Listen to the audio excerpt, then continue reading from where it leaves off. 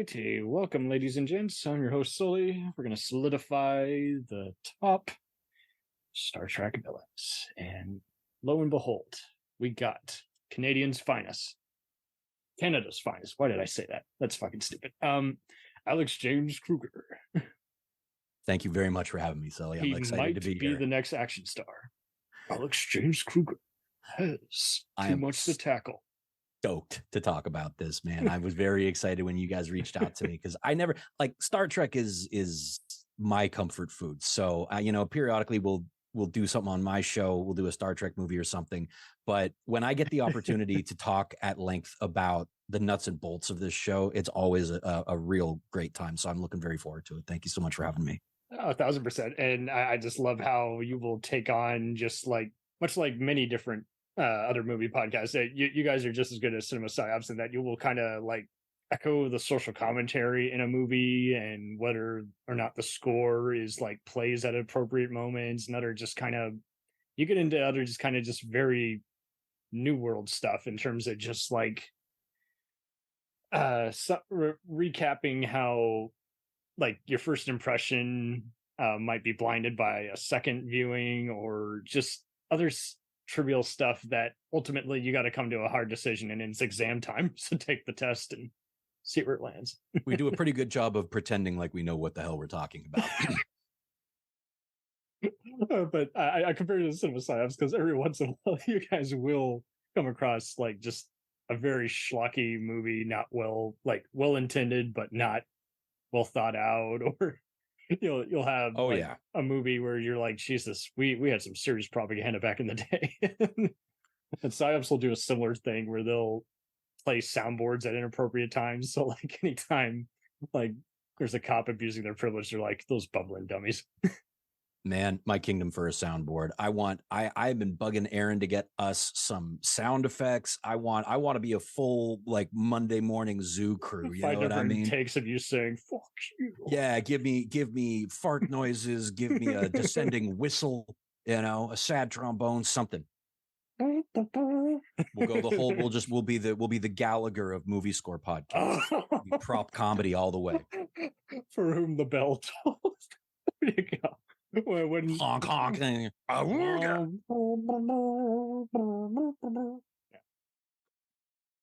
it's a great show. Anyone who wants to just see again, not only how it's bolted it down, but how it appeals for the best possible reasons, just definitely check out the one, the only Composers Pod.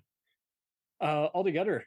So I thought I'd bring him on for this just because aside from the geekiness of it all, I just thought it was just kind of interesting in that since we're revisiting all these different movies and shows, it really only makes sense to also sum up the best moments, let alone the villains that made it, just possible. Because again, you got to go by the Hans Gruber rule. If it's not a well thought out villain, then why do we believe you can get through any obstacle? And once again, if the music is good, that can still only cement us from the formulaic nature of it if it's not strong enough. Exactly. Star Trek is really unique, and I was really happy that you said villains when you wanted to talk, when you were looking for a topic for this conversation, because Star Trek does something a little bit better than some of the franchises that it's often compared to. I'm not here to comment or to wax philosophic on the whole Star Trek versus Star Wars thing, but the fact of the matter is Star Wars is not science fiction in the sense that it's space fantasy, right? It's the chosen one. It's the hero's quest. It's the Bildungsroman. It's as old as humanity. And as a result, it's very binary. Literally, the light side, the dark side, good, evil. Star Trek, by its very nature, was, first of all, it was a TV show and therefore had more time available to it than a 2-hour film might have to flesh out concepts like good and evil.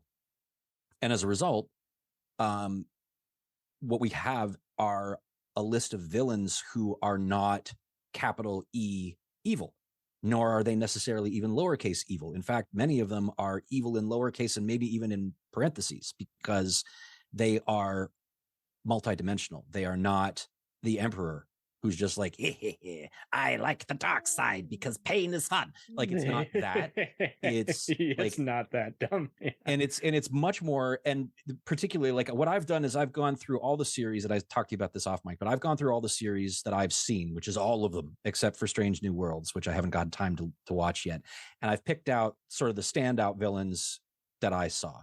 Now, it's a little bit difficult to do that for a TV show as well, because particularly in the golden age of Star Trek, which would be, to my mind, the 1990s, so the era of the Next Gen and Deep Space Nine and Voyager, these shows were episodic. Yes. Particularly TNG and Voyager. Deep Space Nine dealt more with arcs, but TNG and Voyager especially was character of the week, right? We would get seeing it go to the movies was just even more empowering on how, I mean, you just couldn't get away from it. Like, yeah, even when it got oversaturated, it was still just, it was changing just how TV was being syndicated, how productions of that sort were budgeted, and you could layer again this premise that was no different than a medical or procedural or syndicated soap opera, just anything that could, but they added it upon it. And it's just amazing how the closed-minded executives couldn't get into it, but well, the thing syndicated so well. It's not like, and I'm glad you brought up the films, because I've always contended that Star Trek does not belong on the big screen. Okay. I like a lot of the Star Trek movies from the OG trilogy, from the OG cast through the Next Gen. It basically happened by accident.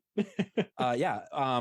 Actually it did. And all the way, even JJ's stuff and Justin Lin's film and stuff. I like the Star Trek films, but I don't think that Star Trek works on the big screen precisely for the reason that I just said.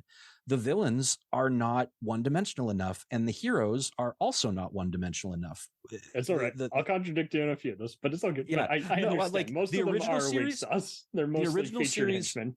Yeah, the original series is a little different because the original series approached their movies differently. The TNG films were the weakest of them, which I will go on record saying First Contact is my favorite Star Trek movie. But the TNG movies were the weakest because Patrick Stewart is not an action hero. He's not Jean-Luc Picard, Oh, way.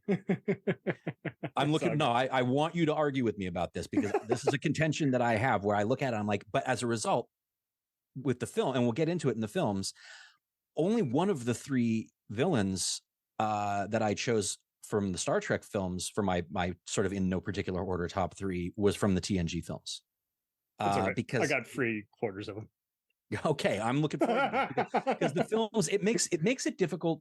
Star Trek is already difficult to have like sort of standard villains in, and then when you try to shove it into a 2-hour feature film where the whole concept of the show doesn't really fit that to begin with, it makes it very difficult, and it means that when we get a really good villain in a Star Trek movie, it's that much more impactful. It's all good. The fun of it is that I had fun going even through like all the shows again recently, just as a fun, just kind of revisit. And, it's on 24/7 on all the channels and everything, but it's interesting too, how like, much like any music, like LP, you pretty much go through it and you decide, okay, that's the B-side. I'm not going to revisit that much. And other times, like, you will find the episodes that you hated growing up, but you like now, or vice versa. It's like, I liked it growing up, but it's too cheesy now. Or even ones where it's like, we'll watch this all the time, problematic or not. And others is like, yeah, no, this has too much of Alexander whining or Troy's Ma. So no, I'm not rewatching that one. Sorry. Yeah, no, I totally get it. For Ferengi only on DS9. Gross. Nope. For me, it was always the oh god, the Ferengi were problematic. But like, me, my mom cannot stand those assholes. No pun intended. The Ferengi, you will not see. I have one Ferengi on my list, and it's an honorable mention. I don't love them. I am not. We're not racist against them, but we just don't like how they're pigs. And I don't women like. Awful. Yeah, and I've had enough conversations with Trek fans of a variety of different backgrounds. Put it this way. The only reason I don't think the Ferengi are overtly anti-Semitic is because every single one of them was played by a Jewish guy. and therefore I can only uncle assume noticed that too. like they're either Sicilian or some pretentious New York level actor who thinks they're Pacino, or they're a Jewish privileged actor. like Armin Shimerman is a wonderful actor. Wonderful great actor. voice And Quark is actually, I would say, of all of the Ferengi ever featured, I'd say Quark is actually a genuinely good character, but only by virtue of the fact that it was him playing. He and Garrick both, and it's funny how it took the Netflix era for everyone to even see that. But yeah, it's just like once they all come out of their comfort zone, it's like B5 and all those other shows. This is even Space Precinct. It's like they are not the same scavengers by the end of this series. Oh no, no. And this is why like watching the development of the villains across the series is so interesting, because Deep Space Nine specifically allowed us to flesh out villains a little bit more than we were able to in other incarnations of the show, just by virtue of the way it was written, right? 1,000%. TOS is mainly kind of religious, like dictators, and they go back to some of that in some of the other spinoffs, but when you get to like the later part of TNG and DS9, then it's basically like war criminals or doctors playing God, and then by Voyager, then you just got lawless, Mad Max type, pricks. Oh yeah, around. And you get all kinds of now. Okay, so let's just get into it.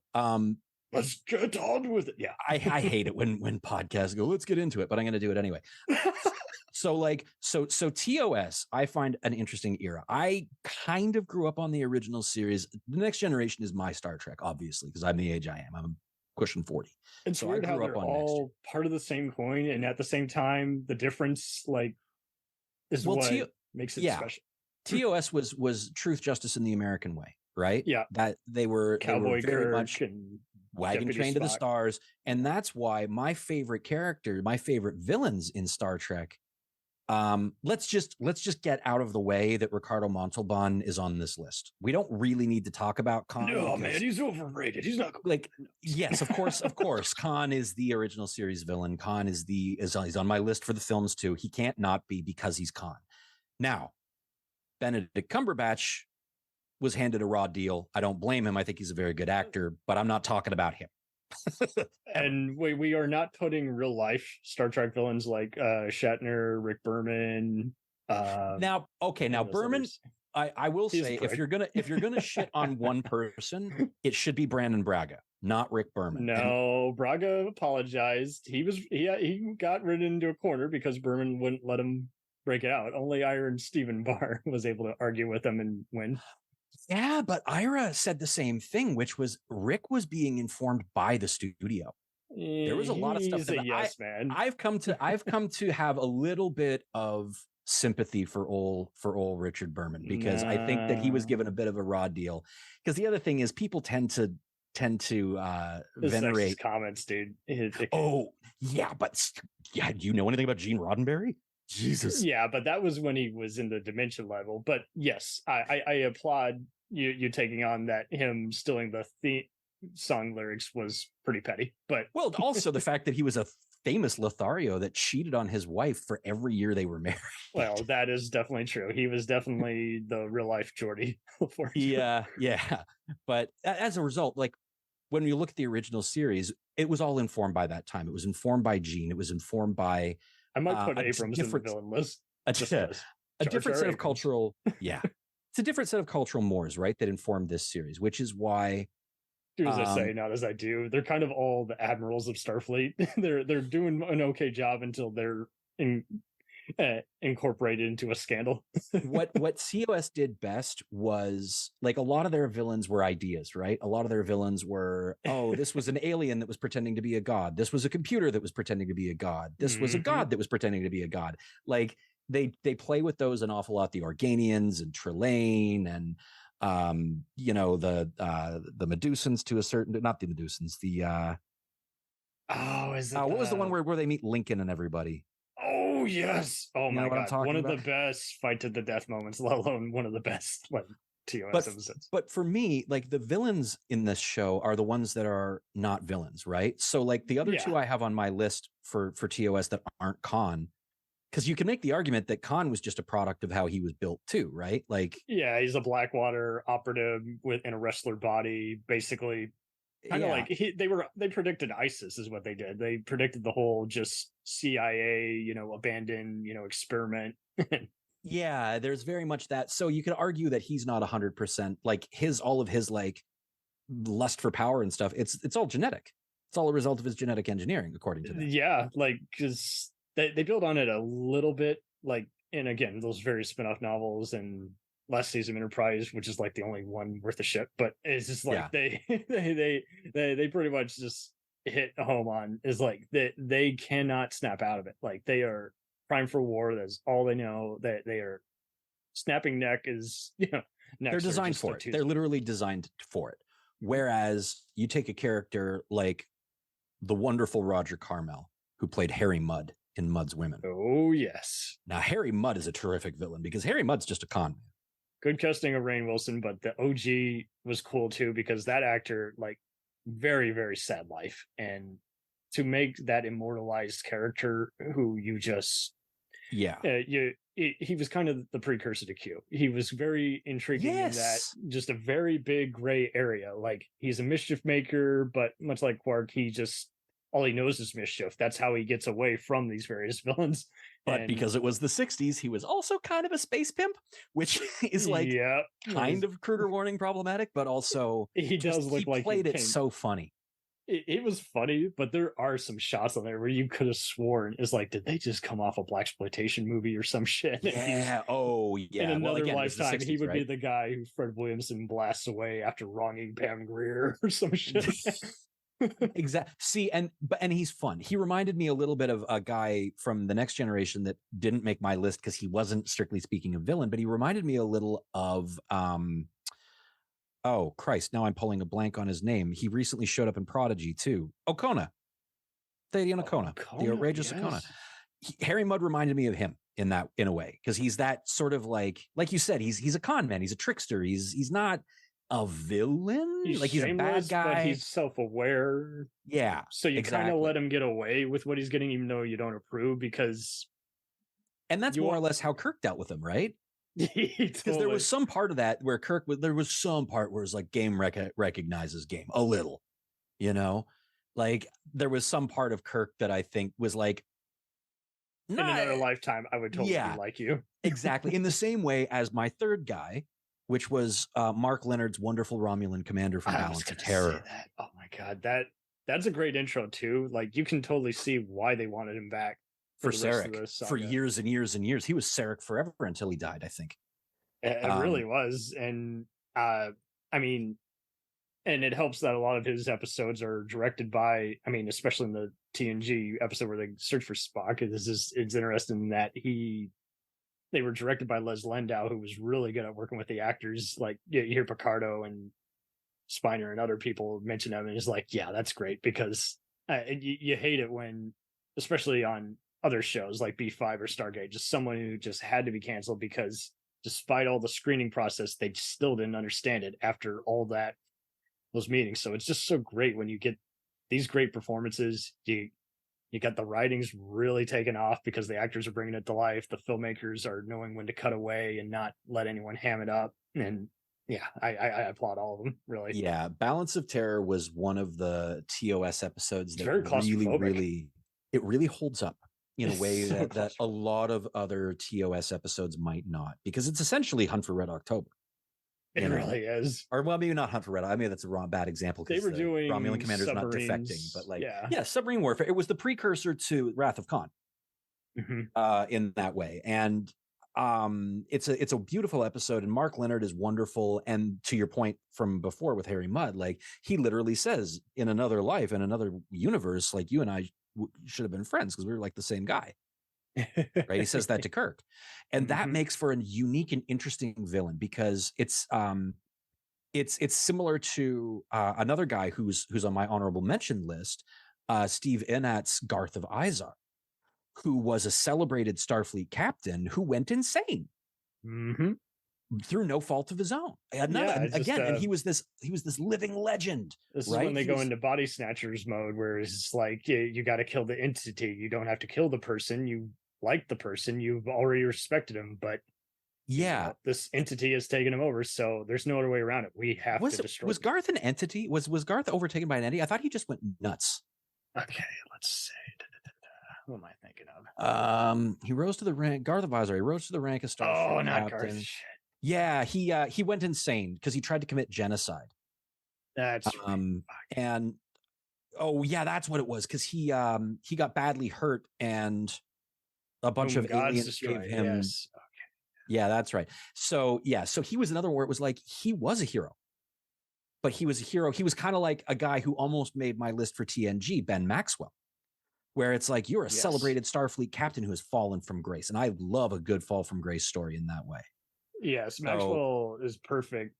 Like he would probably be number one on all the war criminals, the ones who just like kind of.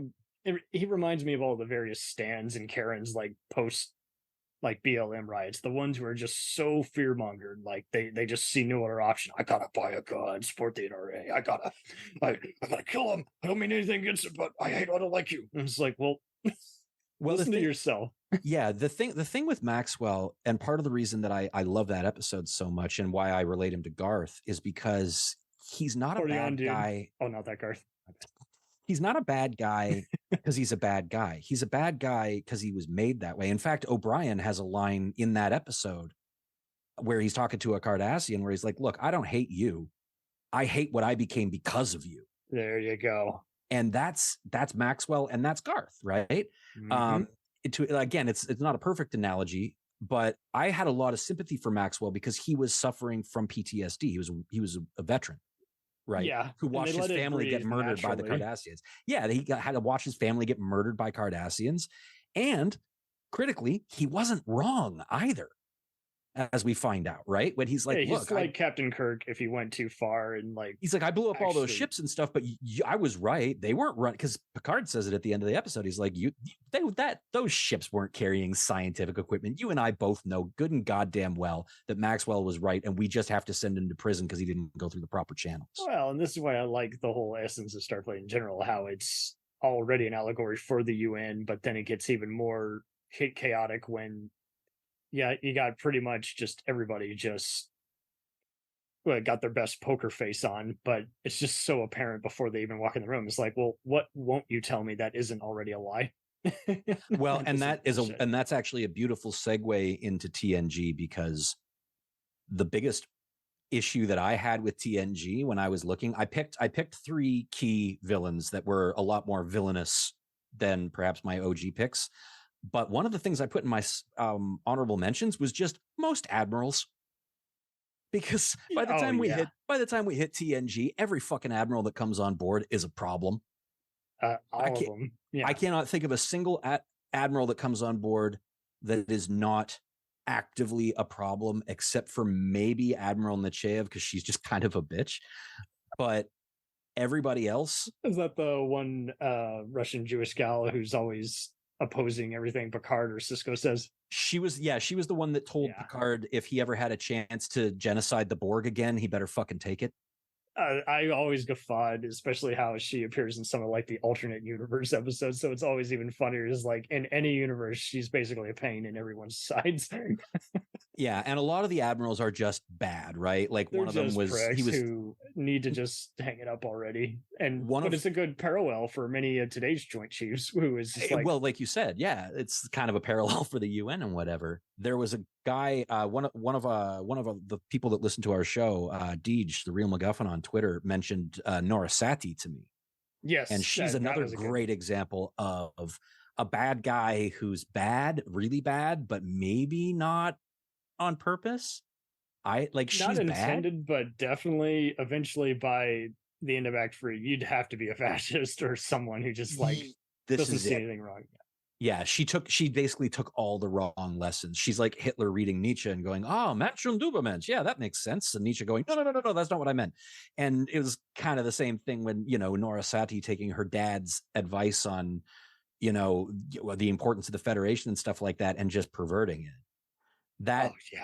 I really loved that Star Trek would do that, but it also made me wonder.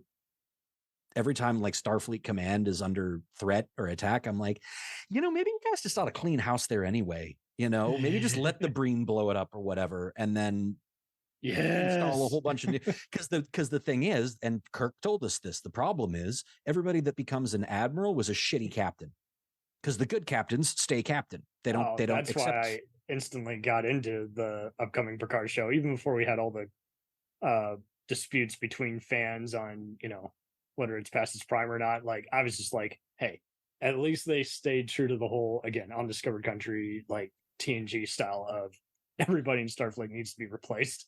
But you got, much like Kirk tiptoes around stuff and breaks the rule without actually breaking it. Yeah. The rest of these guys find a way to just somehow make no one ask any more questions. So there were so many unique villain characters on TNG that I had like a laundry list of honorable mentions, because we have to talk about like the Contagion parasites. That was the biggest loose end from TNG, in my opinion. They were kind of like an upgrade. Was that before the famous Nanites episode or after? It was before. It was like season 1 or 2. And that's what I always found interesting, because like the Nanites were like kind of, I mean, they made fun of them later on Mystery Science Theater and actually made them be part of the cast, which was even funnier. But they kind of, like your earlier points, they were a perfect example of, they're disrupting everything, but they're not, they're like a typical insect. They're not technically, they're living. They're not trying to instigate or become a villain. But yeah. Oh no, they were absolutely, because they took over half of Starfleet Command. Well, they did. What I'm saying is they're like a typical universal monster. They're not meaning any harm, but they are causing harm. Oh, see, I got the impression that was a prelude to invasion. In fact, I read probably that was. Well, the thing was, they weren't sure what they were going to do in TNG, right? They initially, the big villain was going to be the Ferengi. They were going to be the big bads. They were going to be the new Klingons. And then over time, they became what Armin Shimmerman described as angry gerbils, which is a very good expression of what Ferengi look Angry like. gerbils is what I would definitely refer to as the Contagion, because it seemed like the Contagion were and then they had these little guys that were taken over. And that was an interesting loose thread, because I read that originally when they were coming up with the Borg, which was what they landed on for the big bads of TNG, they were going to be insect based. Oh wow! But they didn't have the money for that. They just strapped a bunch of I'm glad they went with a Cenobite look instead and made it go all cyberpunk. Me too, because we got the insect look later with arguably with the Xindi, and it didn't look great. So yeah, this was a better idea. Even those hunters on Voyager were the predators. They were functional predators. The Hirogen. Not those predators, the different predators. Yeah, the Hirogen. Yeah. But like, okay, so we have to mention Armus, because he is the first villain ever to kill a Star Trek character who was not resurrected. That wasn't just perfectly voiced. Mark McChesney was the body. Ron Gans did the voice. That wonderful creepy. It's good when track goes horror, dark fantasy level, because it just makes it all that more epic. There's people like Sela, Denise Crosby, which was a wonderful villain to bring in, because it was part and parcel of that whole Yesterday's Enterprise. And just a throwback to the whole, again, brainwashing. Like, what can you do to someone who's been programmed to basically kill their whole life? Like, and nowadays, when you look at half of these Star Trek villains, you kind of even get parallels to today's issue with Israel and Israelis and Palestinian war. But growing up, I always got more of a Bosnian, Serbian kind of never-ending war. There's part of the thing with TNG is that there wasn't much in the way of they were consistent villain. They were mainly just being creative, but like I've got 3 that I think stood out. One is a one-off, one is a recurring character, and one is foundational. So the one-off, David Warner's Gul Madred. Oh, there are 4 lights. Yeah, I was just about to say the Kardashian. Wonderful villain, because he was another one that was like, he's just doing his job. His job is monstrous, but he was just doing his job. Right. Great acting. I mean, like, David Warner is better than Star Trek deserves as an actor. Yeah. Rest in peace. Right. He's even better than his resume. He is the what I call. Oh, he was terrific. He showed up in something I was watching the other day, and I was just delighted to see him. I'm always happy to see David Warner. To me, he was like the British Joe Estevez, where I'm like, hey, even if you got mostly just a shitty resume, you are a damn good actor. Man, he was even good in The Omen, and the coolest thing he did in The Omen was have his head chopped off. So you're right. Oh my god. Anyway, the other two TNG villains I have are principal cast members. Because number 2 is Lore. Yes. Lore made a wonderful foil for Data. Data being TNG Spock, you know? It's definitely, I would even dare to say that's Brent Spiner's best role, even. Like, he's dynamite. He is on fire when he becomes a villain character. And I mean, of all the Soong characters he's played, I mean, Lore's just fun. Lore is just so much fun. Lore is just fun in general. Yeah. I like Lore. I like the character. I enjoy watching him. He's a bad guy that's fun. And it's just so creepy, like when he starts again manipulating everybody. Is like he really has no business doing it, but because he's a psychopath, he's just he just enjoys chaos, right? He enjoys it. Like he's a little chaos demon. I love him. and then with TNG, like you. Okay, I'm guessing that your listeners are expecting Q, and you're not going to get them from me because I am very much of the opinion that Q is not a villain in any way, except for Picard season 2. Even then, not a villain in my opinion. I mean, ultimately, yes, he is doing it for a good cause, but man, he's like the cousin who kind of comes to your reunion parties and eats all the food and then says, "Oh, he's a prick." Absolutely. But if being a prick makes you a villain, I have terrible news for my family, because that means that I am also a villain. I guess I just get annoyed by him because he could have technically made Voyager last 3 years instead of 7. But well, yeah, they should never have brought Q into Voyager for that reason. But there's a lot of Voyager has a lot of issues. But yes, it does. Anyway, the reason you're not getting Q is because the number one, and this one I will put as my number one villain for Star Trek: The Next Generation, of course, has to be Locutus of Borg, because that is we are still seeing the repercussions of that character. One of and the best commanders happened. Can become one of the best adversaries, because to the number of people I mean, we'll get to Picard in a minute, but like, I was very happy that Liam Shaw was another veteran of Wolf 359. I know we already did that with Ben Sisko, but there were 11,000 people killed at Wolf 359. There were 40 starships involved. There's bound to be thousands and thousands of Starfleet veterans that really fucking hate Captain Picard. Yeah, on the latest season, this was just a very cool godsend, because like he at first he started off like Shelby is like, okay, he's reprimanding everybody, he's being outspoken for the sake of being outspoken, but yeah, then he just becomes very cowardly, and you're just like, yeah, I hate you even more. Oh, I love Shaw. He's my favorite new character on Picard, because he is such a prick, because he doesn't give a shit about Picard or Riker or any of them. He's like, I don't give a fuck that you guys are legends. I love it. But yeah, the fact that like that is a villain that the argument could be made that's TNG's Khan, right? Because they did First Contact, which is more or less. But the reason that I included Locutus was actually because of the episode directly following The Best of Both Worlds, which is Family, where Picard goes home to France to see his brother and his brother's family to try to like heal from the trauma of being assimilated.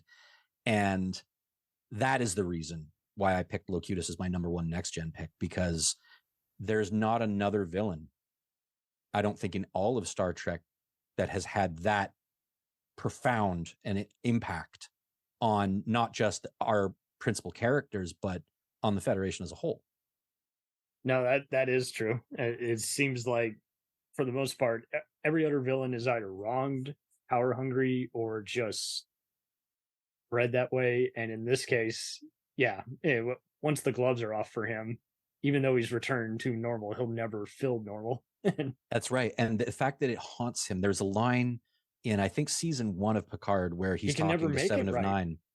Yeah, and he's talking to Seven of Nine, where Seven of Nine's like, hey, when you stopped being assimilated, when you got back to the Enterprise and shit, did you feel like you regained your humanity? And he said, yeah. And she said, all of it? And he said, no. And that to this day gives me chills, because what he experienced, what Picard experienced, was one part rape, right? It was a violation, a physical violation. Oh, yeah. And later on, the series, anytime there's like a Vulcan or Romulan like abusing their power, they pretty much are war criminals who are also committing mental rape. And this is and observing our hero character, you know, go through something that traumatic and basically both embody and be a victim of the same villain. That's interesting to me. Oh my God. Yes. That's a very two sides of the same coin, but even more than that. Now it's that this man will, I mean, he could literally say, I'm sorry to all the other Starfleet families, and like they won't even want to hear it. Well, that's why he doesn't in Picard when Shaw goes off on him in the holodeck, and he's like, "You're the only, you know, the only Borg so deadly they gave him a name." Yeah. And Ed Spears steps in and is like, "Hey, would you fuck off?" And Picard's like, "No, I get it. I gotta hear it. Okay. It's okay. I've heard this all my life. I'm never not gonna hear it. Like it's okay." And that was, I don't know. It's one of those things where it stuck with me. Like the best of both worlds was the longest summer of my young life, because it was a cliffhanger, and it was a proper cliffhanger. There was no internet. There was no, you know, not even close, whatever. No. Like, and there was rumors at the time that Patrick Stewart was leaving the show. So when that cliffhanger happens and Riker goes to shoot the big gun at the cube, there was a very real possibility that Captain Picard was going to die. Yeah. And me, at like however old I was at that time, that was a big deal to me. Star Trek was very, very important to me and very formative in my childhood. And it was annoying how we had to remind people who just, you know, pre-internet, is like, well, you don't know how hard it is to be excited for something. But if you're, you know, this was years before Twitter, where you had instant feedback, some of it good, some of it negative. Is like, back then you would want to put food on the table, but you would get pretty annoyed easily at what the tabloids were printing about you with your cheesy costume on and all that. And so, and when he was suffering through the 2 lesser seasons, you know, it's like he didn't know whether to just stick with it or, you know, move on. Well, he was a real actor too, right? Like, he's did 25 years with the Royal Shakespeare Company to come across the ocean and put on a onesie. Life Force. and then you come and put on a onesie and pretend to be a spaceship captain for 7 years. It does feel like a step in the wrong direction. And boss everyone around. Yeah. But, you know, like, clearly, and I think at this point everybody that's involved in Star Trek is like, knows what they're getting into. I think by the time Deep Space Nine rolled around in 93, everybody that was getting involved in Deep Space Nine had some idea that they were like, okay, we're going to be on a Star Trek show, which means that this is kind of going to be our shit. Like, well, and I don't blame, again, it was a good idea that they just said, hey, create this all these new characters. Don't immigrate anyone else now other than O'Brien, you know, create this gal named Kira, because Michelle Forbes, she also wants to be a real actress, and she is a great actress, but it's like she doesn't want to be instant row the rest of her life. Which is a shit. Like, I love Nana Visitor. Okay, I think she did a terrific role as Kira Nerys. I would mirror Kira. I still would love to see the mirror universe where it was Michelle Forbes as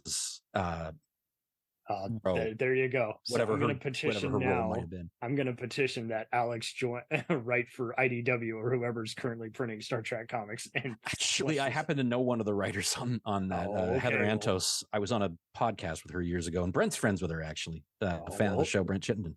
Well, why don't you pick her brain? Of the True North Nerds podcast. I would actually love to talk to Heather about Star Trek at some point.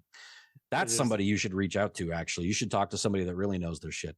I'm just saying, like, you need to do this story and let it would be fun. It would be fun. Because, like, what Deep Space Nine showed us was that there's room for those stories, right? Totally. And something even primetime TV wouldn't be ready for. So a comic is like the alternative. The sequel you can't have, where everyone's gotten too old or doesn't have any interest in continuing it. Like, or you might as well. Yeah, or they're fucking dead. And then just do the damn comic book. That'll make up for it. You can everybody's happy. Everything's been re-examined and fleshed out as best as it can. For $2,000 later, as opposed to 2 million, That's and it right. still looks like shit. Now that said, if your character is dead, or if you have need of a character, Deep Space Nine proved to us that there's only one person in your Rolodex that you need to contact, and that man's name is Jeffrey Combs. Yeah, because he made my honorable mention list and my top 3 for Deep Space Nine. How many times does he get his neck snapped? It seems like for a while he was being the Kenny of South Park of DS9, like he was going to end up dead. So Weyoun is a terrific villain, and he is easily my number 3 of my real picks. But I had to include Brunt as well, and he's my one Ferengi that I told you I had one Ferengi on my list. That's what was so great. He's doing 2 villains all at once in the same the same episodes. In the same, yes, in the Marvelous Ferengi or whatever, the Magnificent Ferengi. 12 hours of makeup. 12 hours of makeup to play multiple Ferengi alongside. He plays a Ferengi and a Vorta, and he plays them. Got overtime. And he plays them, if I remember correctly, alongside Iggy Goddamn Pop. Yes, Iggy Pop made one of my honorable mentions because I was on that rewatch. I was like, "Who the is that voice? It sounds like a music voice." And sure enough, I'm like, "Oh, of course, I know that." Oh, I recognized him immediately. I was like, "Did they get Iggy Pop to play a Vorta?" And sure enough, the special guest star Iggy Pop. I was like, "That's terrific." And I like it too how he plays around with his eyes in that. This is like the perfect, almost a Freddy Krueger type performance, but more subdued. Just like the whole is like, well, I'm waiting to hear the part which I like. I thought we were here to do business. I'm not liking what I'm hearing. Yeah, exactly. And what did you think of Rasmussen? Oh, Erlinghoff to perfection by Max Headroom himself. I honestly, he was another. That's why Next Gen was so hard, right? Because it's just a one-off character, a time traveler, just doing the very essence as Roddenberry as it gets post Roddenberry. And he's dead, and he's very much. Because the other guys I had on my like honorable mention list for Next Gen was like Moriarty. Yes. Right. Because like he's a great villain, but he's not really a villain. Just like all the different cyborgs and holograms going AWOL, just to see a time traveler. He has all this time. He could even better the world. He could have gone with Zokran and helped with the warp drive. And instead he is just stealing from all the various grades and fucking up all these timelines. Well, he introduced us to why we have a temporal prime directive, right? Mm-hmm. Between that, because TNG did a couple of time travel episodes, but that one and Captain's Holiday are the two that stand out most to me as being like, oh, this is why we have a temporal prime directive. So fuckfaces like this don't get their hands on a goddamn DeLorean and go gallivanting through history, stealing technology or whatever. Mm-hmm. I completely forgot about him, but he's a wonderful pick. Okay. You know who else came up was, do you remember Kevin Uxbridge? Did I put him on my list? Got a giant IMDb list. John Anderson was the actor. This was another one where I was like, this is a terrific Star Trek villain. Fabulously powerful alien who his wife gets killed. And so in retaliation, he wipes out an entire race. Because that's the episode where they find the couple on the planet.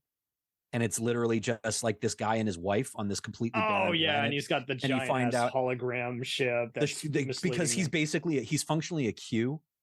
Right, he really is. What happened was that race attacked the planet and killed his wife. So in retaliation, he's like, I killed all of them, every single one of them in the entire galaxy.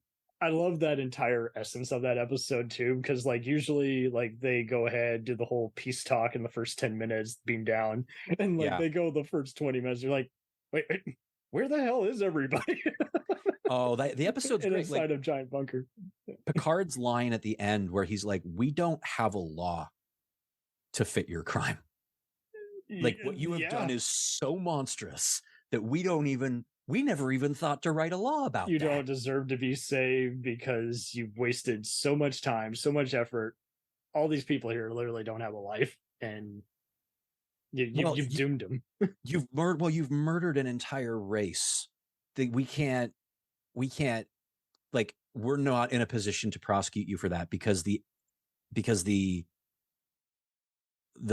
enormity of that crime. Like, what are we going to do? Put you in jail?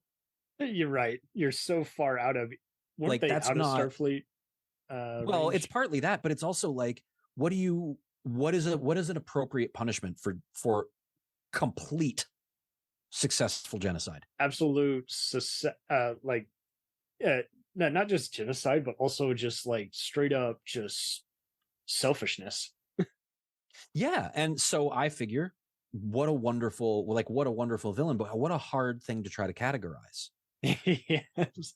Right, because again, this isn't, because like, again, with something like Deep Space Nine, it was a little bit easier to point out, like, Usually they were people who were already off their rockers. Gul Dukat, right? Yeah. Like Gul Dukat is a consistent villain across the entire series. Just when you think he's going to change, he goes back to being him because he just can't break away from it, and he's too proud. A bad guy. Kai Wynn is another good example. Kai Wynn is the wonderful Lady Estelle Fletcher, is a bad person, but she's just kind of a politician.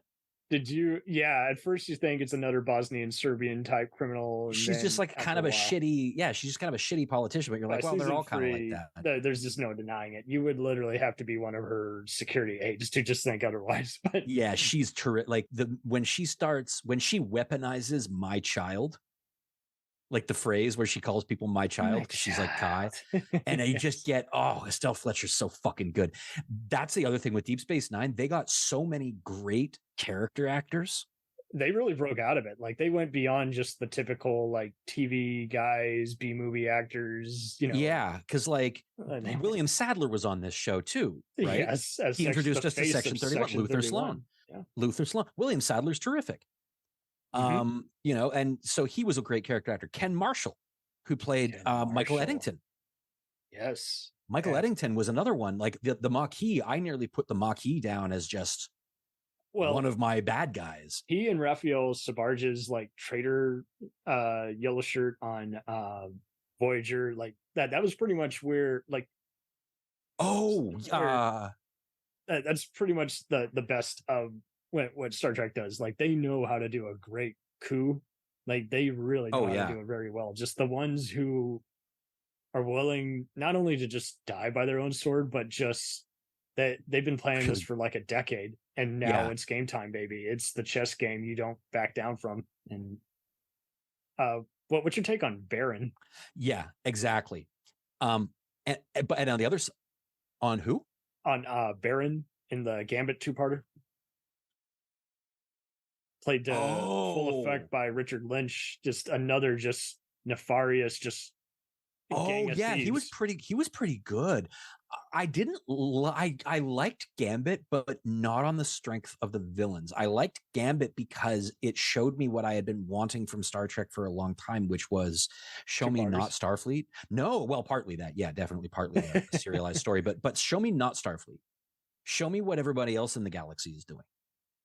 Absolutely. And then, you know what I mean? And then and then to make all these different incidents just more interesting, instead of just doing another like the ship's broken down or we got it impossible to work with dictator taking us hostage, let's just go into just a straightforward like an unusual demand and then an unusual kidnapping. We already can't, so we got 3 things we got to do all at once just to solve. And how are we going to wrap that up in 40 minutes? That's impossible. And from a real world perspective, it's always great when they let the cast play off character, right? And when they're not on the ship, like when they're just somewhere else, and exactly, you see their human side, and they're just like, how do you live here? How do you eat this? How do you smell that?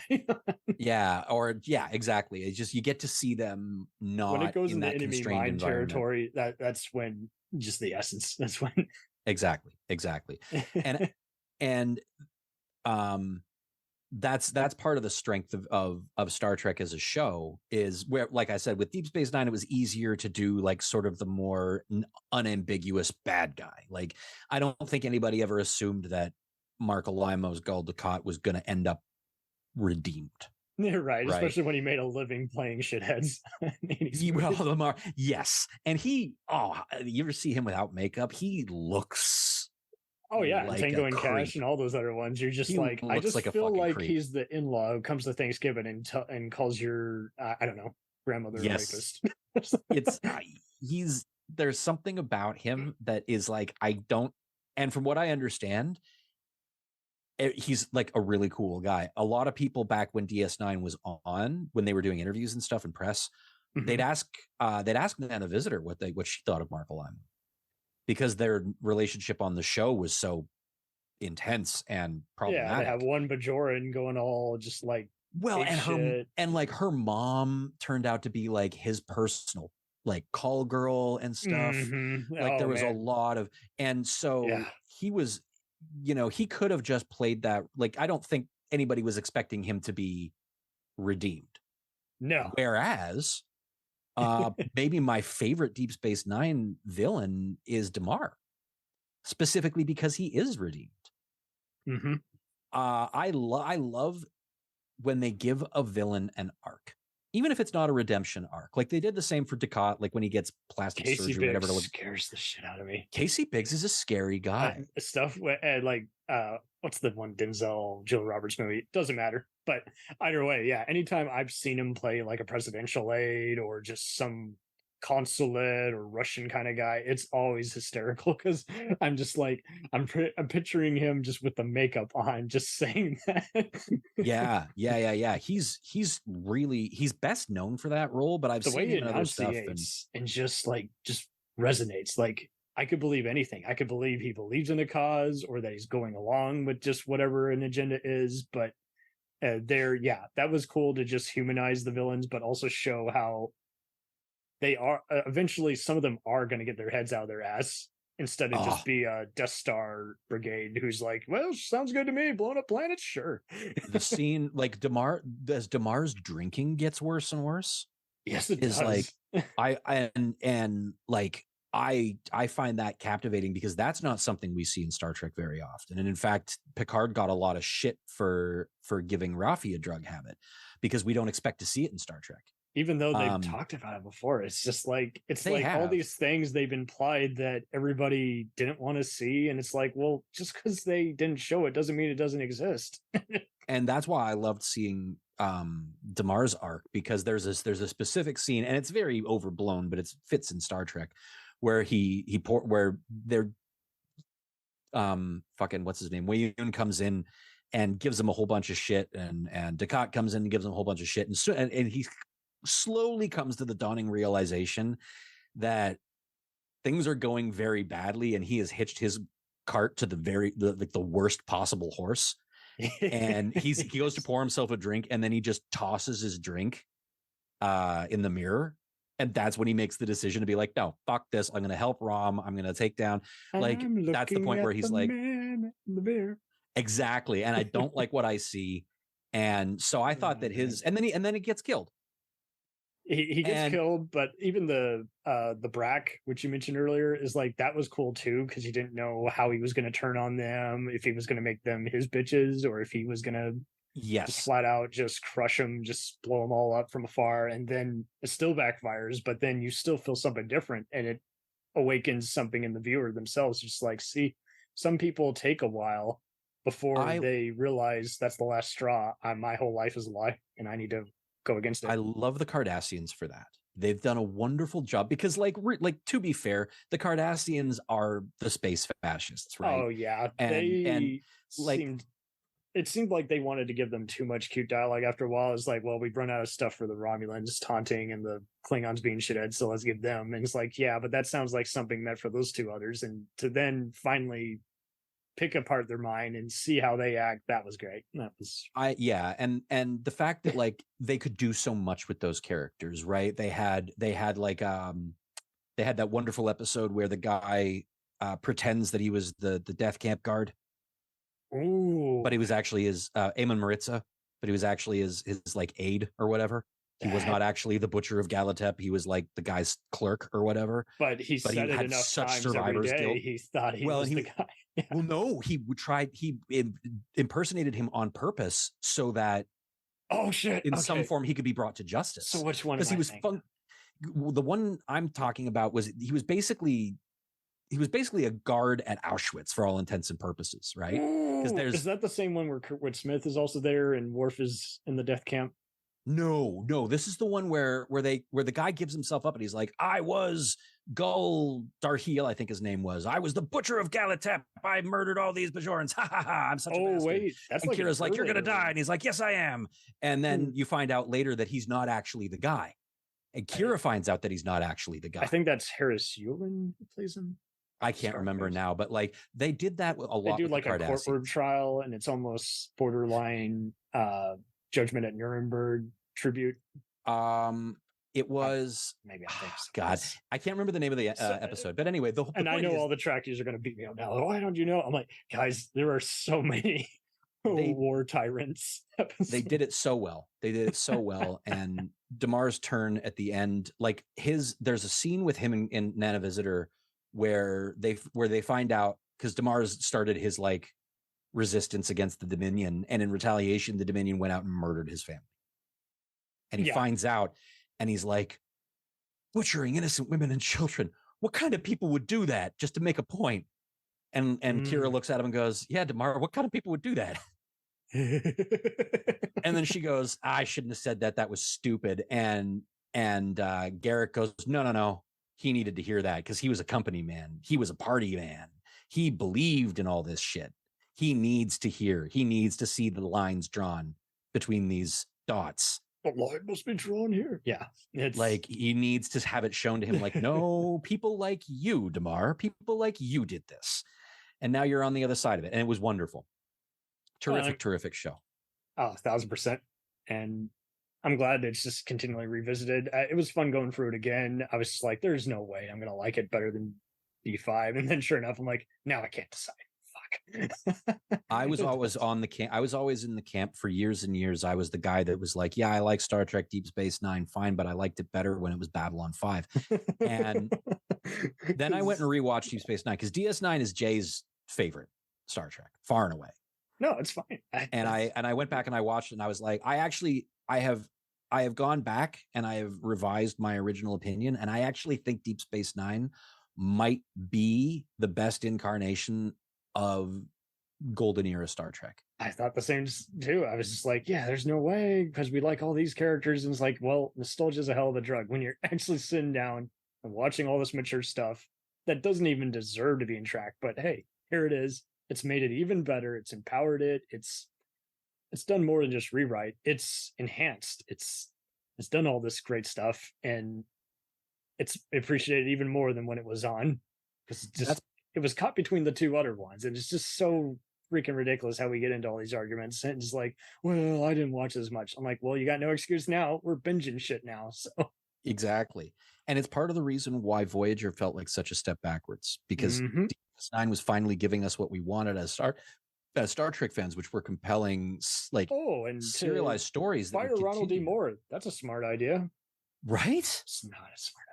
Ron Moore is the heart and soul of 90s science fiction, in my opinion. Pretty much, it had to suffer, because then you just don't get the better version of Battlestar. Yeah, so, and it's just like, that's true. Well, that was what Moore was there to give us. I can't fault that, because BSG, the redoing of BSG was very, very good, and I'm glad that he did. He's even worked on plenty of other shows that no one has seen. You can watch him now on YouTube, but oh yeah, well, like I said, he was like Captain Science Fiction for a long time there, and just Good versus Evil is a great mystery show. He designed the goddamn Star Destroyers. We'll return after these messages. Hello and welcome to Culture Shocked, the pop culture podcast brought to you by four aging millennials and our outdated opinions. Join us every Tuesday as we discuss movies, TV, games, and even music, new and old. Dude, what do you think you're doing? Are you seriously trying to record a promo without us right now? Well, yeah. Dude, you can't just do the promo by yourself. Who's gonna listen to that? Yeah, and you probably haven't even told them that we're a pop culture podcast where we always agree on everything. For instance, the Sam Raimi trilogy, easily being the best of the Spider-Man movies. No. But I think we can all agree that Jaws is a classical masterpiece. Nope, don't like that. But we do all agree that the sequel trilogy of Star Wars is the best in the Skywalker saga, right, guys? That comment is so ridiculous. I don't even know where to Anyways, that'll do it from all of us here at Culture Shock. Thanks for listening. Hey, it's Brent Pope, the host of Breakfast with Brent Pope. You've seen me on some of your favorite TV shows saying things like, "Give it up, Jimmy. You got to sink this putt to win." On Breakfast with Brent Pope, I sit down with guests from the entertainment world, and we do it all over breakfast. Or should I say Brentfast? Every week on Brentfast, you get inside Hollywood info and tips, great breakfast recs and foodie debates. Most of all, you get the most delightful 30 minutes of your week. So dig in. It's Brentfast time. Listen at Brentfast.com, Apple Podcasts, or wherever fine podcasts are found. Do you ever find yourself thinking about who would win in a fight between Goku and Superman? Hi, I'm James Gavsey, and on the Who Would Win show, me and my co-host Ray ignore anything important happening in the outside world and debate fictional battles between characters from comics, movies, and video games. We got a new show every week, and almost always am I the winner. Yeah, not true, Ray. In the past, we've discussed such matches as Captain America versus Darth Vader, Solid Snake versus the Iron Giant, classic matchups like RoboCop versus Terminator, and even the Muppets versus Sesame Street. That one was crazy. So if you're a fan of geek culture and love a spirited debate, check out the Who Would Win show wherever you get your podcasts, or check us out at whowouldwinshow.com.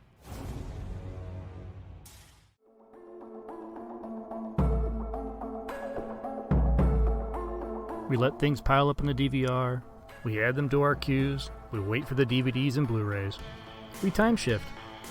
The Time Shifters Podcast. Sci-fi, horror, fantasy, superheroes, comedy, action, film, television, maybe some not-so-current events. Find us on iTunes or at timeshifterspodcast.com.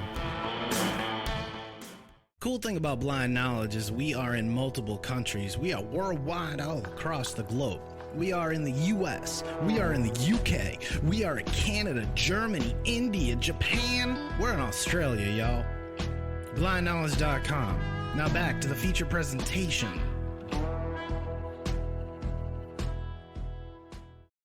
Like, yes, he's got his fingers in everything, that guy. I love Ron Moore. Well, and he and J. Michael Straczynski understand in that you got to talk to executives a different way instead of talk to them the same way you talk in a writer's room. And it just seems like every other writer runs into that. They wonder why they're having to disown all their projects, or why producers are overstepping and trying to sex everything up. It's like, well, if you just acknowledged it but didn't go along with it, that would be the best way. Otherwise, instead of having to fight for your job all of a sudden now that you're in the thick of it and it's gotten ugly. And that's partly why, again, like I said, Voyager felt like such a step backwards, because it was a return to, let's pitch this idea, because Voyager, more than any other Star Trek show, lends itself to story of the week by very virtue of the structure of the show and the conceit of the show. They're not going to visit that place again. They're going home. Exactly. There were some scene stills here and there. Robert Nepper was in one good one. I think. Which one was that? Robert Nepper, you might know him as Teabag from Prison Break. He was in one where they're trying to retrieve a spaceship from a troubled race. And I don't think I remember that one. Voyager is one of those shows that I've cherry picked a little more. I didn't revisit a lot of. When I revisited it recently, I was not looking forward to it, and surprisingly enjoyed the first season. And then after a while, that's where it was a shitstorm. Like there was 10 good ones, 12 bad ones, and then 5 hated. It was it suffered most from the oversaturation of Star Trek. Oversaturation, more repetition than anything. And I was surprised because they had this whole quadrant that we'd never just, explored before. And we knew that we were going to run into some stuff. We knew we were going to run into the Borg eventually. The Borg episode was totally worth seeing, but they needed more Klingons. They needed more all this and that. I will say Rick Worthy, and bless the man, he's one of many actors who's been with the franchise in like multiple episodes. I gotta applaud him, John Savage, Titus Welliver, and some of the other ones for being in the Coup 2-parter episode. The Coup. Where the Kazon take over the ship. I think so. And there's the episode is, and I know everyone's going, why don't you know, guys? There's a gazillion episodes. There are. Don't join the Star Wars ranks and be. Was it the 2-parter where they get left on the planet? And the ship flies off? Yes, I think so. Okay, that's Basics Part 1 and 2. That's where the Kazon take over the ship with the help of one of my three... I take it back. Equinox. Oh, Equinox, where they Captain find Ransom and company Captain decide Ransom. to fuck shit up. And shit. You know what? I completely forgot about Captain Ransom. He absolutely belongs on this list. Well, but like you say, it's hard at first because you got to suffer through the shit ones. I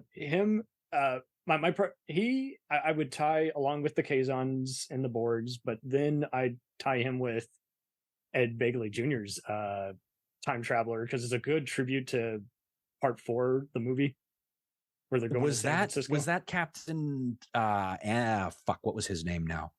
He had the guy from the future. And he's with the time ship, intentionally disrupting him, and it was cool because then they capture him. And then he gets Captain Braxton.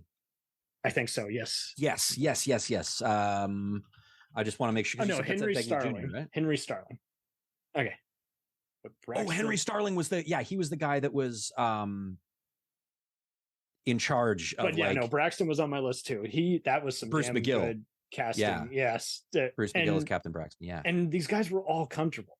That's when I really got comfortable with this and really liked it. How they would take like a actor who was like Denzel Washington level, and then they take a B-lister who's like Sam Jackson level, and they all kick it out of the park each time because I don't know if they were very culturally familiar with the first two shows or what, but they love to be joining that franchise. And it's just so awesome how, again, like some of these other characters, I like how they've revisited them in other novels. They've actually, and not in a way where they tack it on like, oh, let's bring Captain Kirk back to life. No, fuck that. No, don't do that.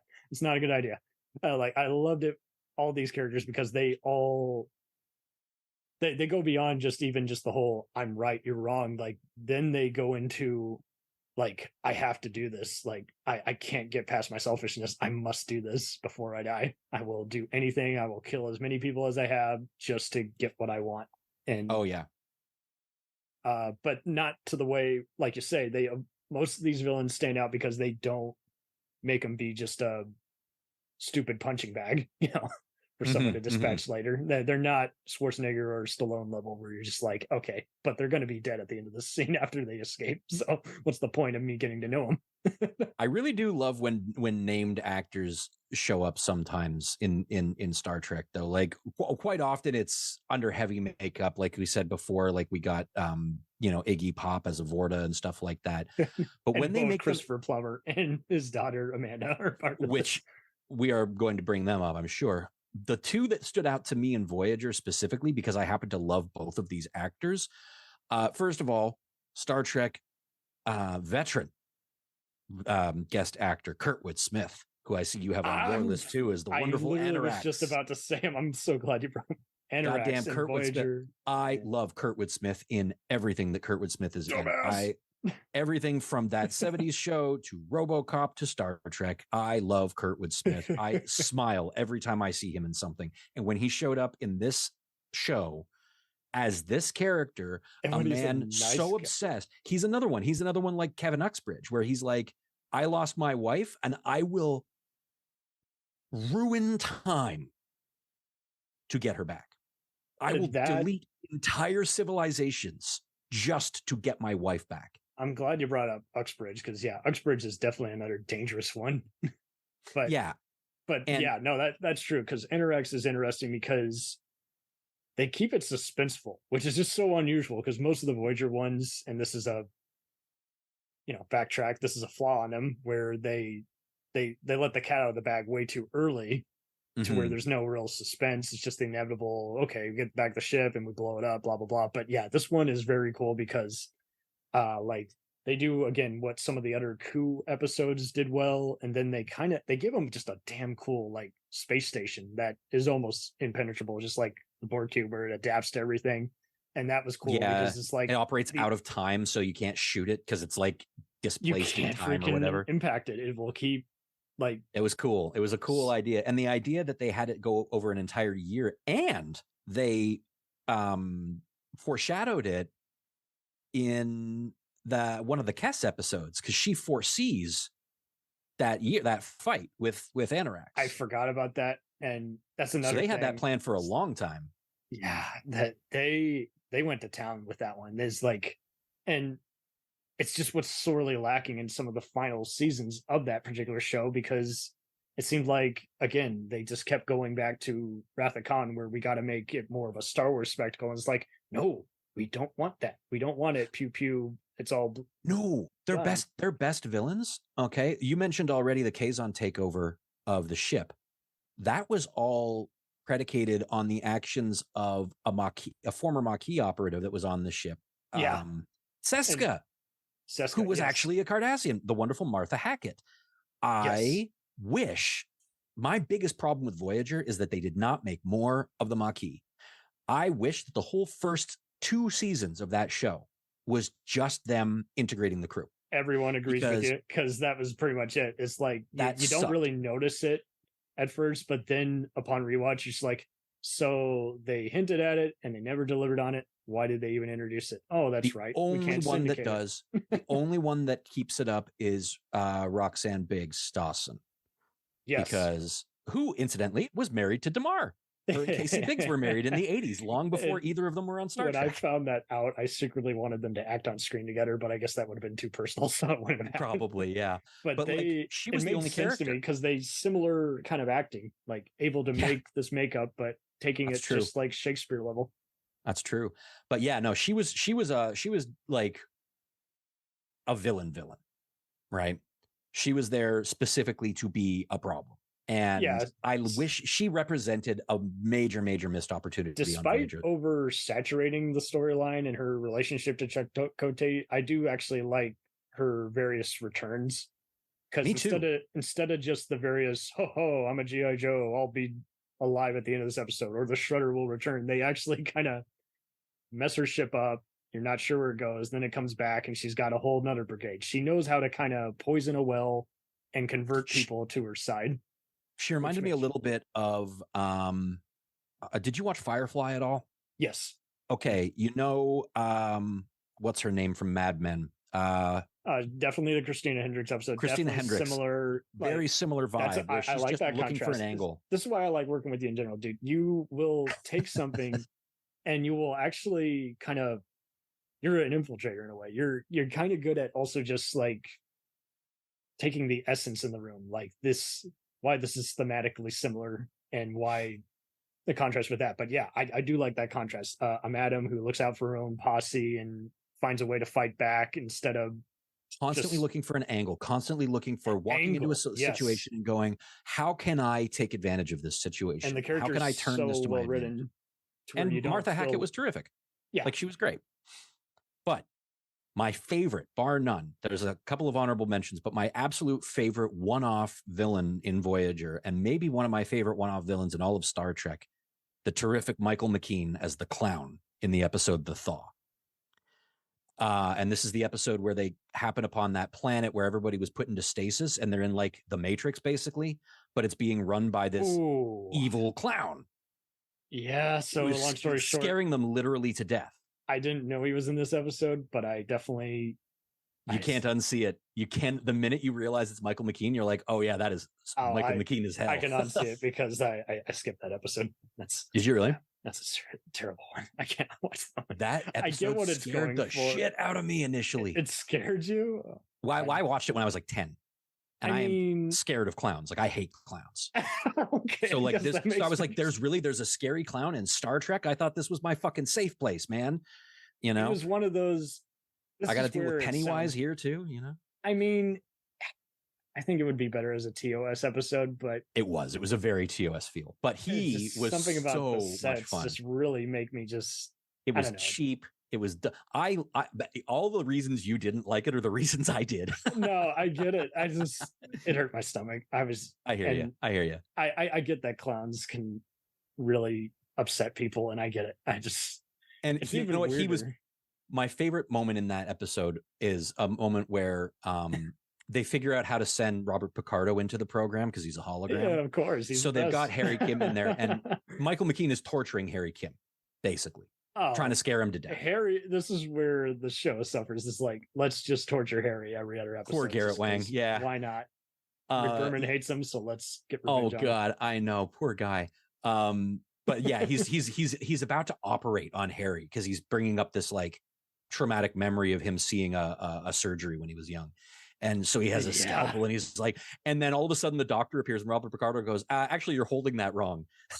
He turns the scalpel over. Michael McKean's like, who the fuck are you? He's like, I'm the doctor. Do you feel like that was a reference to like the gypsy camp in The Howling almost, which Picardo's in? Maybe. That's a deep pull. Well, yeah, I'm a Joe Dante guy, so I just had to. Fair. I can't not. He's going back to Kurtwood Smith. What do you think of him as the? It's not the Cardassians. It's the other guys who get a drug high. In DS9 when Worf goes to rescue the real Bashir. It's a two-parter, and they're in the prison fighting to the death. Is he in that one? He is. He's like the prison camp director. Are you talking about the prison camp where Worf has to fight the Jem'Hadar? Mm-hmm. And the guy's like, I can beat this Klingon. I can kill this Klingon, but I can't beat him. And that doesn't hold any interest to me anymore or whatever. I didn't realize he was in that episode. Yes, he is in that. Yep. Oh no! I'm blowing out.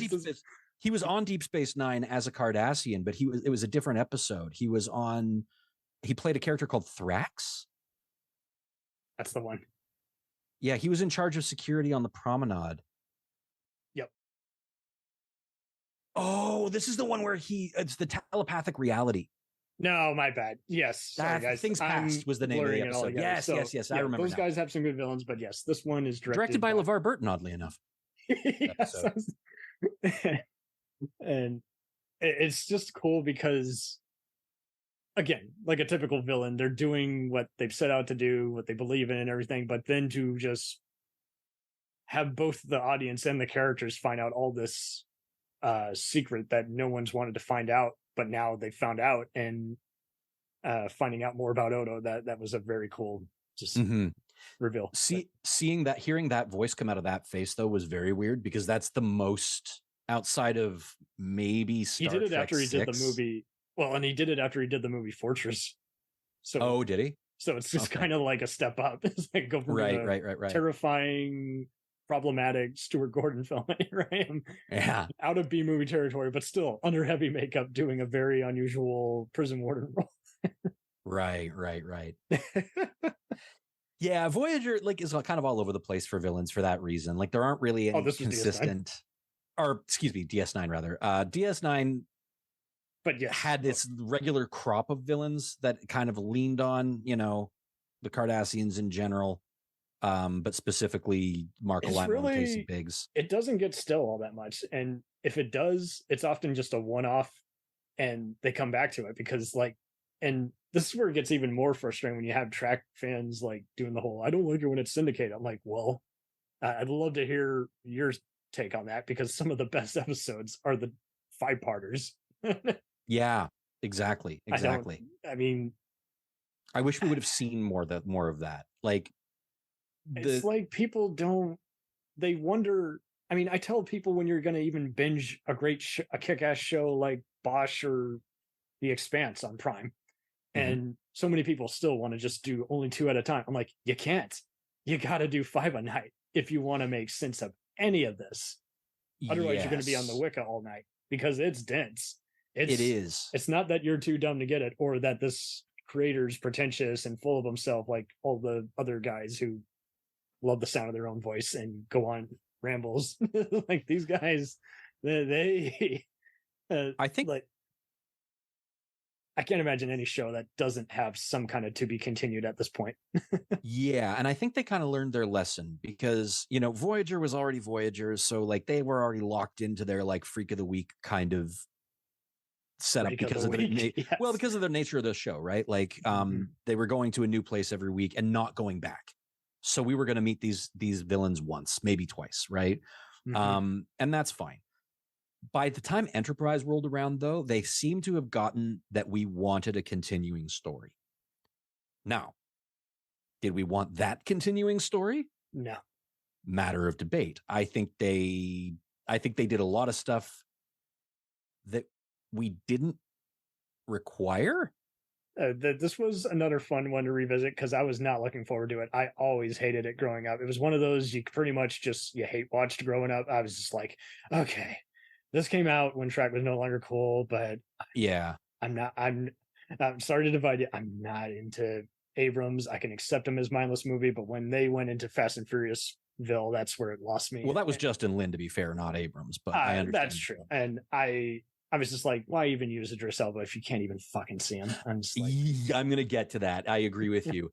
Enterprise was the first steps towards what we now think of as new Trek, right? Because they started taking bigger swings. And then went back to Star Warsville. And it's like, why are you going into a gunfight or aliens type colonial marines every episode? I don't hate that necessarily, because what we were seeing in Enterprise was pre-Federation Starfleet. No, it was a great concept. They shouldn't have called it Starfleet. They should have called it USPA or something. But there you go. And then they take over after. Exactly. They should have taken, or like, I understand they were doing like Earth Starfleet or whatever.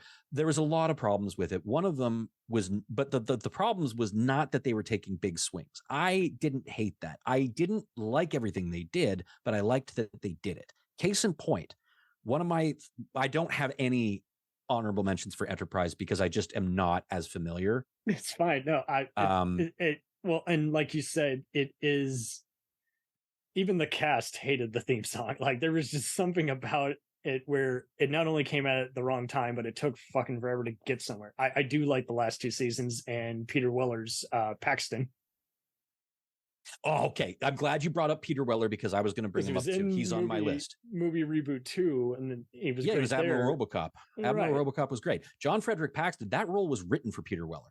Right. And if you want any good podcast, definitely listen to Dads from the Crypt, which, as you can probably tell, deals with that hit HBO show. They interviewed Manny Koto, and he is best friends with Peter Weller. That's why he puts him into any Manny other Koto movie was the show. best thing that happened to Enterprise. The fourth season of Enterprise was exceptional. That's when we got Paxton. Say what you will about his politics. He seems like a legit, very nice I don't know dude. Anything about his politics. Well, maybe I don't want to.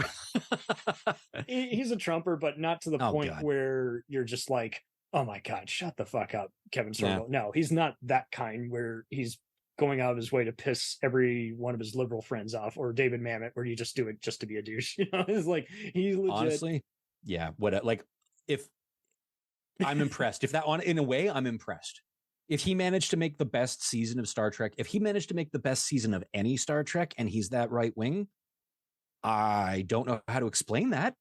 But good for you, I guess. I mean, 24 got better when he joined. I think the biggest issue is that there's the old school ones, and then there's all these alt-right pricks who just... Well, there's conservatives, and then there's whatever the fuck that is, exactly. Right. And so maybe Manny Cotto is just a conservative guy, which... He's just an old school dude who goes with the flow, and I think it just I would never have known. Well, but altogether, like you say, his writing is dynamite because he already grew up a Trekkie, but then, he's experimented with all kinds of genres, and I mean, the dude made freaking Dr. Giggles, for God's sake. So, I mean, he's all... I forgot about Dr. Giggles. Yeah. Wow. And I mean, I'll even say that of all the mirror universes, who would you say are your favorites? Because like Archer when he's in Yoshi when they're evil in that mirror universe are pretty fun. Obviously, mirror universe, evil Kira is fun. The mirror universe should have stayed a one-off episode in the TOS. In my opinion, that's my hottest Star Trek take. I think the mirror universe has been diminishing returns ever since. I think we've gotten some great performances. I think Mirror Kira, Nana Visitor that's was kind a lot of how fun. they got away with the new movies, where it was just like, hey, and remember, this is a mirror universe. So, and Michelle Yeoh obviously is incomparable, but I don't like Section 31 that much, and I don't like the mirror universe for the same reason. It's boring. I understand why it was cool in the 60s to be like, evil Kirk is evil and evil Spock has a beard, and that's great. But by the time they hit Deep Space Nine, first of all, Deep Space Nine fucked up the mirror universe completely. Because the whole point was that they were supposed to be, leaving aside the fact that, like, and forgive me for being a little SJW on this one, but in the mirror universe, everybody's gay, huh? That's interesting. They fucked it up completely. They didn't get what they were supposed to be doing with it. They just made everybody kind of more grim versions of themselves or something. Like there's no like. I think that's why they did. None of us got into DS9 right away because we were seeing too much of that to where it was just too much to keep up with, even before. And so like, and the Mirror Universe stuff in Discovery, again, great performances. Jason Isaacs is dope. Michelle Yeoh's dope. In fact, both of them make my Discovery list for villains. But I don't go by the track. What's it called? Where you go by the odd or even number rule? Oh no, except for Discovery, where I definitely go by the even number with season 2 and 4, Dynamite, season 1 and 3. A little bizarre and all over the place. Yeah, Discovery's been diminishing returns for me for a variety of reasons, but that has not to do so much with the villains or the acting or anything like that. It's more decisions made by Paramount. You pretty much have to binge it, which is a lot to tell to people who aren't ready to binge, because that's the only way you make any sense of all of what's going on. And it's so very differently paced. Like Enterprise was still Star Trek as we knew it. It was a little more pew space action than we were used to with the Xindi stuff and whatever. But we also got a 3-episode arc about why some Klingons look different than other Klingons. We got another Brent Spiner role out of it. You know? Yes. Like I don't think we needed that. But what I was saying about Enterprise taking big swings, Eric Soon's on my list. If for no other reason than it's Brent Spiner, and it was good to see him. I'm getting a little tired of him at this point, but at that time it was fun to see him again. I definitely applaud all his roles because I mean, he's great. I fucking love Brent Spiner. He had to do it. I mean, he had to. If you want to make this, I mean, in fact, hot take. I actually will take all his various song characters and rank them up there with Tom Riker. Really, that's interesting. I like lore. I like lore. B4 made sense for what it was supposed to be. Oh, I don't count that. Other than that, all the myriad Soongs, like the original Soong was good. Doc Noonien Soong was cool because he was like 1,000 years old, and that was great. Yeah. But all the rest of them, Alton and Arik, and they're hard to keep up. But the Soongs are like Star Trek Skywalkers. It's like there are other families in this universe, you know. But unlike the Skywalkers, they're not whiny bitches. So well, there's that. Yeah. Sorry, nerds. That's why I don't like those guys. I like everyone else. I don't like it's true, man. But yeah, Enterprise, I think if Manny Coto had been able to continue with season 4 of Enterprise and we got more guys like Paxton, I think we would have seen more compelling comics. He should have said, here's everyone else was doing like comic book continuations, like seasons of, he could have easily done a season 5 or 7 of what Enterprise looked like. And like, boom, there you go. Yeah. Everyone stops asking you all these annoying questions at the conventions and it's all fleshed out instead of, and actors get paid because you're using their likeness. Everyone wins. So, did you have picks from Enterprise? Many. There's many different ones. James Horan's on here a lot on my list just because he's played some of the best deep voiced ones. I'm actually going to go with the mysterious alien visitor who you often see in hologram mode. Oh, the mysterious future guy? Yeah, so creepily voiced, and I'm pissed as hell that even the actor himself, James Horan, anytime he's asked about it, he's like, I'm fucking frustrated too, guys. I don't know what they were giving me. I just was invited by the producers at a meeting. Really, eh? Weird to get a guy that's kind of that well known to and just have nothing, not even a single fucking thing. You got J. Michael Straczynski had for every character when he did B5 like a trapdoor in case actors weren't returning or he needed to replace them and what have you. And this character needed a total trapdoor. He needed something to just kind of exit stage right. yeah, for sure. But, good choice though. Oh, I mean, that voice, that absolute voice is like, he means business, as opposed to some of the other voice actors they've had on here who were just, like brothers of someone or what have you. Mir Sulu is a lot of fun because how can you not be? Well, Mirror, all the original series Mirror characters were all terrific. Just so much. They were all silly and over the top and evil Spock and Kirk. Yeah. I kind of wish we would have gotten I actually wish we would have gotten a TNG Mirror Universe episode instead of DS9 because now I got to hear Diane your take Duane's on Tom Riker. Okay, Tom Riker. That was so confusing because I saw the DS9 episode first. Then I saw. Oh wow, that would have been confusing. Then yes, Tom Riker's a great concept, and I loved the idea that he joined the Maquis to kind of separate himself from his life.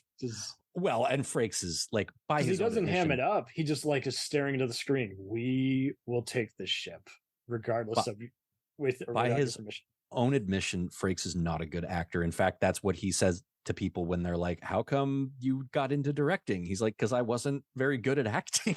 He was good on North and South, but I know what you mean. He was often given very limited roles. If you want to look at any of his other acting appearances, he's on a Hill Street Blues episode playing a mugger, and all he gets is "Give me the money" line.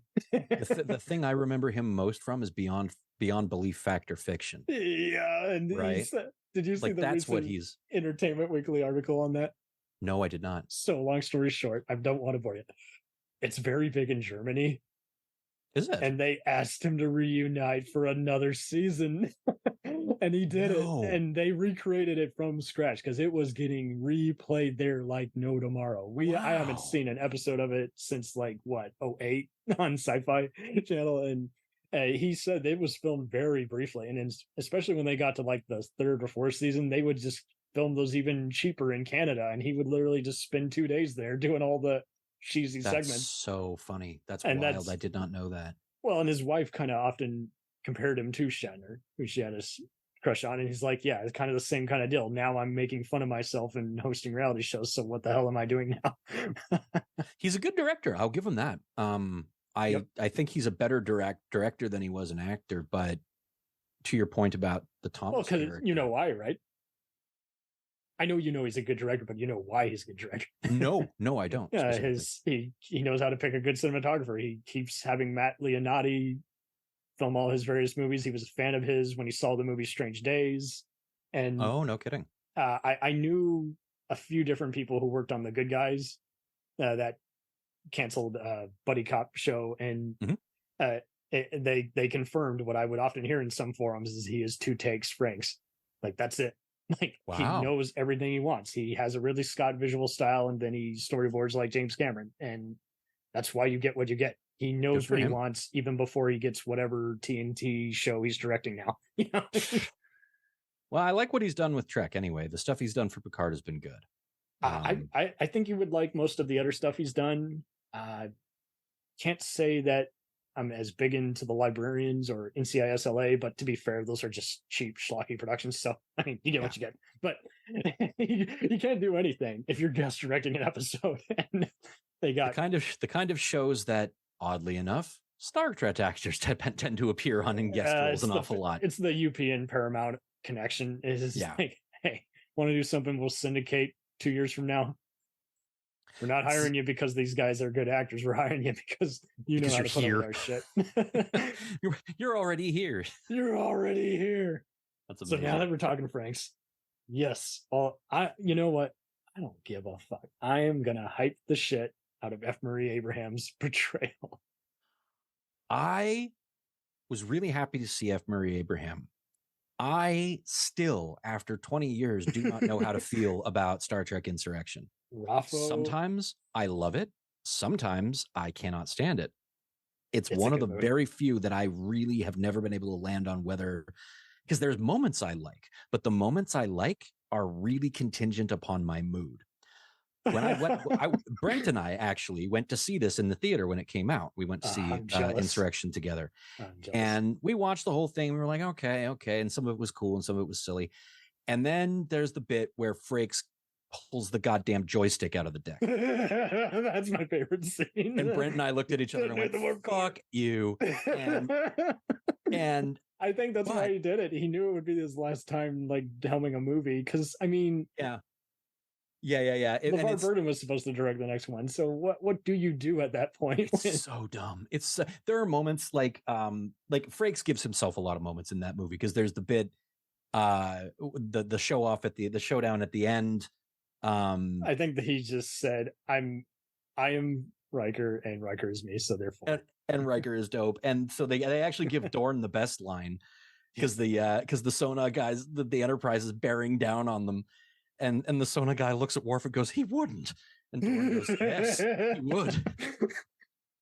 Yeah, I can't help it. I love it when I love all the diehard moments in Next Gen, and so I like it when we're getting too old for this, Raffo. Like they really were playing it up, and he's wonderful in it. Like he was like almost underused in that film. Well, and just to have like the crooked admirals, like you said before, to have Anthony Zerve from Omega Man and Matrix, Anthony Zerve was great. Crooked admiral who's, I liked how it was returned to Undiscovered Country. Just the reason for this is both Starfleet and the dictator.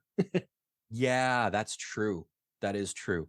And being as we're talking about films, obviously, the late great Christopher Plummer has to make that list too, for the same reason, because why do Klingons love Shakespeare when they fucking hate humans all together? I think because Klingons are I think Worf is not a good example of a Klingon. I think Klingons are a lot like Germans, where everybody has this image of Klingons in their head as being like Worf, really stoic and samurai-like and honorable, in the same way that they think of Germans as being all stiff and rigid. And no, that's true. They do kind of have the Third Reich kind of discipline at times. Except they don't, because they're space Vikings. All the other Klingons are Vikings. Like, there you go. All the other Klingons are like partying it up, drinking blood wine, banging Klingon broads and whatever. And then there's Worf going, "No, I must be a warrior monk and sit in my quarters and work for Starfleet." Like Worf is like not a typical Klingon. So General Chang, so to answer your question about why do Klingons like Shakespeare? Because Shakespeare's passionate as shit and dirty and bawdy, and he swears and he talks about fucking. The Klingons would love that, not Worf. So that's a good takeaway, because yes, they are often portrayed as samurai, even though they are kind of known for looting, kind of like a Viking. They're Vikings. They're Vikings except for Worf. Chang is a great example of a gentleman Klingon, right? Do as I say, not as I do. But Chang's passionate. Chang is honorable. Chang's an honorable warrior, just like Worf, but he's passionate. He gives a shit about stuff. He spins around in his chair and giggles, just like his daughter, which is wonderful. Yes. And when I found out that Amanda Plummer was playing Vadic, I was really, really happy. I had no idea until I saw the credits. I was like, interesting. She's a good actress. She's been in everything. I recognized her the minute I saw the trailer where how precise with your timing, John. That's the thing. I don't watch trailers. They give it all away. Oh, that one I had to. That one I was like, I'm not going to deny myself. I saw the first initial one where it was Moriarty on the ship with. That was the one I saw, and that one had Vadic in it as well. And I was like, I immediately pegged her. I was like, "I'll execute every motherfucking last one of you." I was like, "That's Honey Bunny." And then I looked into, and I didn't know that she was Christopher Plummer's daughter. I just knew who she was, and I was like, "That's fucking Honey Bunny. That's weird." And I was like, "Amanda Plummer. I wonder if there's any relation." And lo and behold, I was like, "Oh shit, there is." Yeah, she's done it all. Wonderful Outer Limits, Tales from the Crypt. Yeah, wait. Oh, she's wonderful. She's terrific. Still distilling everything. Like, she's the best part of Hunger Games too. You don't need to see any of those movies, but just watch her scenes with Jeffrey Wright. You'll find it touching. But she's to your earlier point, it is interesting how these guys do, quote, have a lot in common with Shakespeare, because Shakespeare nowadays we think of him as the guy who made a living stealing from better playwrights and knowing how to be fancy and too fancy for his own good. and that's just it. That's what you need in a villain. You need a guy who's proud of himself, and then of course one-ups himself and just plays a blind eye to whoever's trying to defeat him, and of course that's why he gets defeated. So the films introduced maybe the most unnecessary villain Star Trek has ever introduced. Aspect to it all, overcomplicated villain. Yeah. Well, for me, I mentioned at the beginning of the show, my favorite Star Trek movie is First Contact. And I think Alice Krige did a wonderful job with a role that should never have existed. Still in love with her. Anytime I see it, I mean, she was fresh off of being in Stephen King's Sleepwalkers at that point, and to then do that, provide a Cenobite, Hellraiser kind of aspect to that villain role, and then reprise the role on Voyager briefly, and then do all these other just go back to doing what she was doing before, like Patrick Stewart, all these costume dramas and important movies, and it's like, see, but that's an immortalized role. No one else could have given it that much momentum. She was given a very difficult role to play, because the reason that I said I don't know if this character ever needed to exist is because the Borg didn't need a queen. The reason the Borg were scary is because they didn't have anything that you could argue with. The original conception of the Borg was that they were like a hurricane. You couldn't talk to them. Yeah. That was why Locutus was so scary. That's why Locutus was so scary and groundbreaking. Shaw says it in Picard, the one Borg so deadly they gave him a name. That's the whole point of the Borg. So I understand, once again, they wanted to make a Borg movie because they wanted to make a Star Trek Next Generation movie, and the Borg are the big bad. But as a result, because it's a movie, they had to make a human face for it. What they should have done is they should have done what the video game Star Trek Armada did, which I suspect Picard might be doing right now, which is resurrect Locutus. That would have been what they should have done for the movie, and have Picard fight himself. Now, with that said, they went with the Borg Queen, and for what it was, Alice Krige did a great job. She is terrific. Now I'm curious to see you write a comic book where Locutus versus Picard happens. They kind of did it with the book Second Contact, but that was just an excuse for a Marvel crossover. Yeah, there's where been a Data, few believe places... it or not, actually kicks Wolverine's ass. So take that. I remember that. I remember that. I remember reading that. Take that, you snowflakes. He's gonna wipe the floor with all you. But yeah, it's I think she did a terrific job. All of her stuff with Spiner and Stewart was great. It's just Susanna Thompson and Annie Wersching. I gotta hand it off to them for being the next incarnation of the Queen. Because Susanna Thompson was fine. Annie Wersching was interesting. I really liked her take on the character. Well, rest in peace. Yeah, unfortunately, very sadly, that being a huge fan of hers on Bosch, Revolution 24. I mean, I've never seen her play a villain. Yes, she was in an Enterprise episode, but like, she didn't try to one up the role. She didn't try to chew more scenery. Instead, she's just like trying to just show how, I guess, kind of a little more sociopathic than parts of Q at times, where she's just like, you're gonna keep fighting. You're boring me. Stop it, darling. Let me take you over.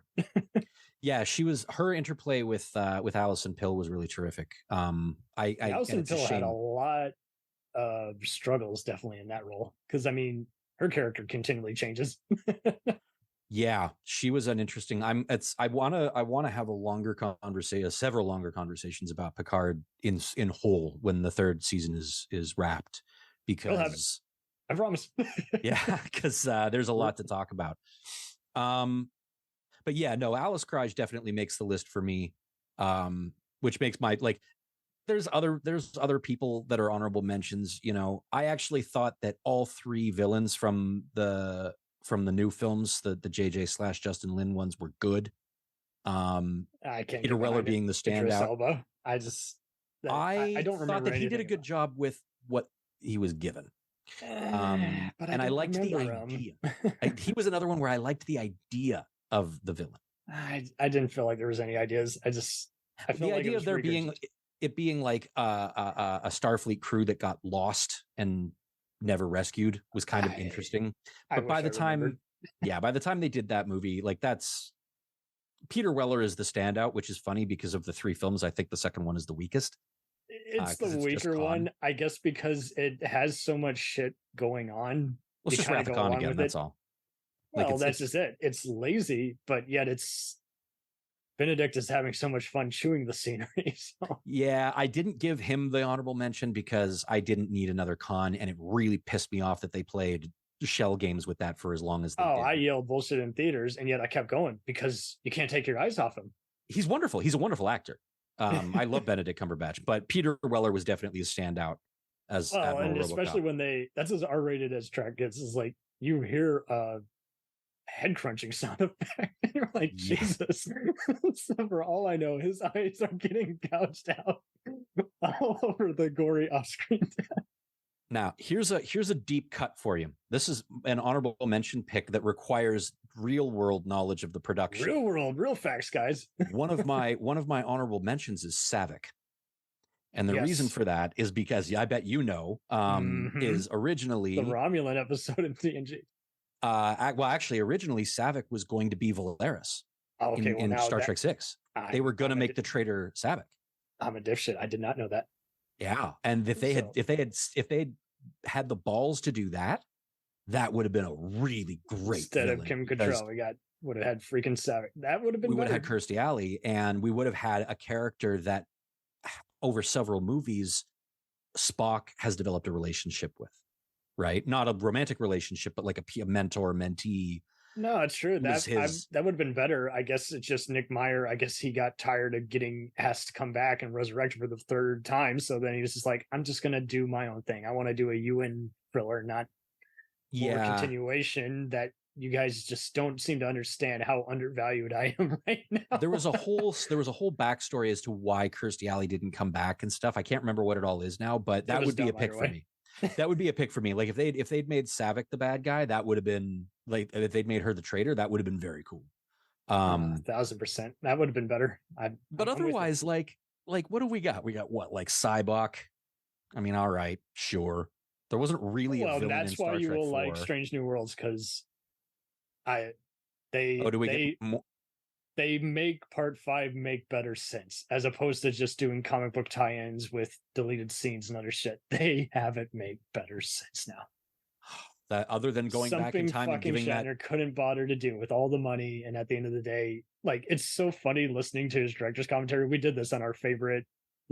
Long story short, we did a favorite and least favorite actor turned filmmakers. We had so many who we were on there. It's like Franks was one of the best, and the worst were Nick Cage, Banderas, and all these other vanity projects. Stallone was a 50-50, and then we just finally said, yeah, and by the way, Shatner, he gets to be the worst director because he never takes responsibility for any direction he does. And it's like, then don't call yourself a fucking director. Don't blame the editor and all these other fuckers when you can't bother to do you had all the money. You were making adjustments and you couldn't bother to pull a John Ford and say, tear out that script. I know of a way to make it better. Oh, and here's a little sidebar for old Bill. I love you, dude, but you're asshole. This is a real geographically specific thing. But let me tell you, as someone who was born and raised in Canada, I do not need to fucking hear from William Shatner or Neil Young or anybody else that has spent the last 35 or 40 years or 50 years living in the United States and is only Canadian when it's convenient. Right. I don't want to hear William Shatner's opinion. I don't want to hear his opinion on who's supposed to be prime minister. I don't want to hear about any of it because that motherfucker has not lived here in decades. He's only Canadian. It's like, oh, I'm Canadian. In relation only when it's like Mike Myers is Canadian too. Fuck off. Like, yeah, and Mike Myers is a piece of shit too. So yeah, it's like whatever. So yeah, I like your movies, but man, you should stop badmouthing each of your directors who are telling you what the fuck to do. That's their job. Yeah, well, past a certain point, these guys think they're legends, right? They're untouchable. And it's just like, well, if you want to make a scene better, contribute instead of bad-mouthing everybody and making enemies when there's no fire. Yeah, I don't know a whole lot about Mike Myers outside of, I do know the very famous story about how they had Shrek in the can and then he woke up and went, I want to do it in a Scottish accent. Oh, it was worse than that. It was as far back as Wayne's World. Long story short. Oh, was it really? Basically, the director was doing a damn good job, and he decided to badmouth her. You don't know what you talked about, and you don't understand this character. And because Lord Michaels happens to be my boss, I can do whatever. And it's like, fuck off. She is doing a hell of a job making this look like an actual music video, because that's what she's done. She's done music videos and music documentaries. So yeah, no kidding, right? Don't tell her she doesn't know what she's filming. It's like it's more than just a privilege and abuse of power, dude. It's to the point where they just feel like they gotta say it. It could have been just a naughty joke or whatever, but then they went the extra mile and then they won't even fess up. Yeah, I was a douche that day. I was like, damn right you were. and that's where I just ultimately, like, that's, you want to talk about villains, that's your villains. The real life villain. I'm telling you. You know, when you're on a show, you may not believe me about Rick Berman, but I'm telling you, dude, he's done some shady shit. I believe it. I just say Rick Berman's one of those. It's like George Lucas, you know. Everybody goes fucking George. It's like, okay, well he's George one of many. Is just an ego prima donna. Like there was no telling him no anyway. And so this is where I used to be in this toxic forum, but if there's one thing I disagree with that otherwise piece of shit, it was let them ruin what they got. Right. It'll be much better than someone else taking it over and then fucking it up even more. Because then that's when it's too many cooks. If you just let them sink it to where no one wants to see it anymore, then we'll all finally shut up because we'll be finally glad that we don't got to deal with all the nerds who are making us not want to be part of said fandom. But then we'll also finally just sleep because we know they've told whatever story. And then sometimes they'll be too close to it to where, I mean, you see the X-Files guys will take away things that they said years ago. And it's like, no, come on. I know you're close to this, but you did a good job. Yeah. Ultimately, I would say that the biggest villains in Star Trek are the fans to some degree. Like I joked that the biggest villain in Star Trek Picard is fan service. And the reason I say that is just because, you see this trend in video games too, where gaming is 100% it's like it invaded all the other fandoms.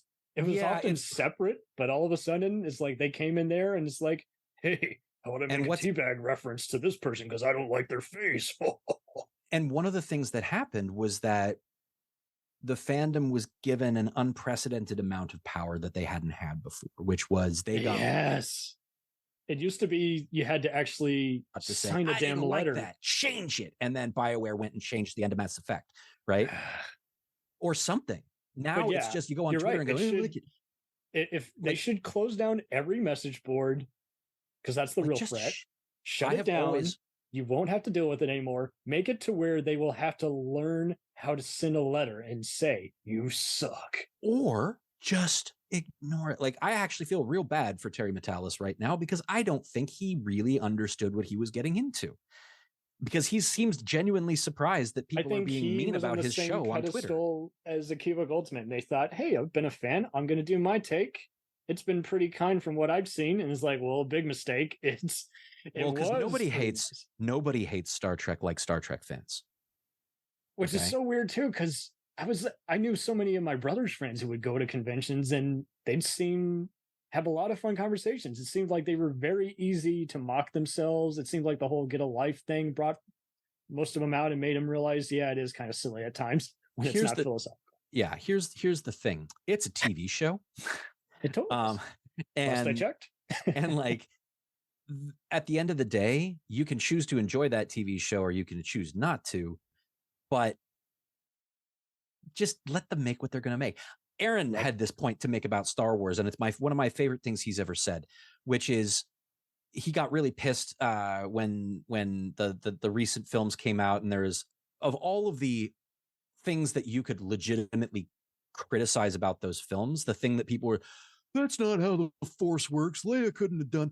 And Aaron's response was, actually, yes, it fucking is how the Force works because they just showed it and it's their thing. I remember that episode, and it's true. If there's anything that any fandom does wrong, they look in the wrong place. Like when it's for any kind of even fandom or snobbiness in general. Like when there's a movie that comes out, all anyone wants to talk about is how unconvincing a certain wardrobe or CGI de-aging is. I'm like, that matters not compared to whether or not you were entertained most of the runtime. Exactly. And the intent.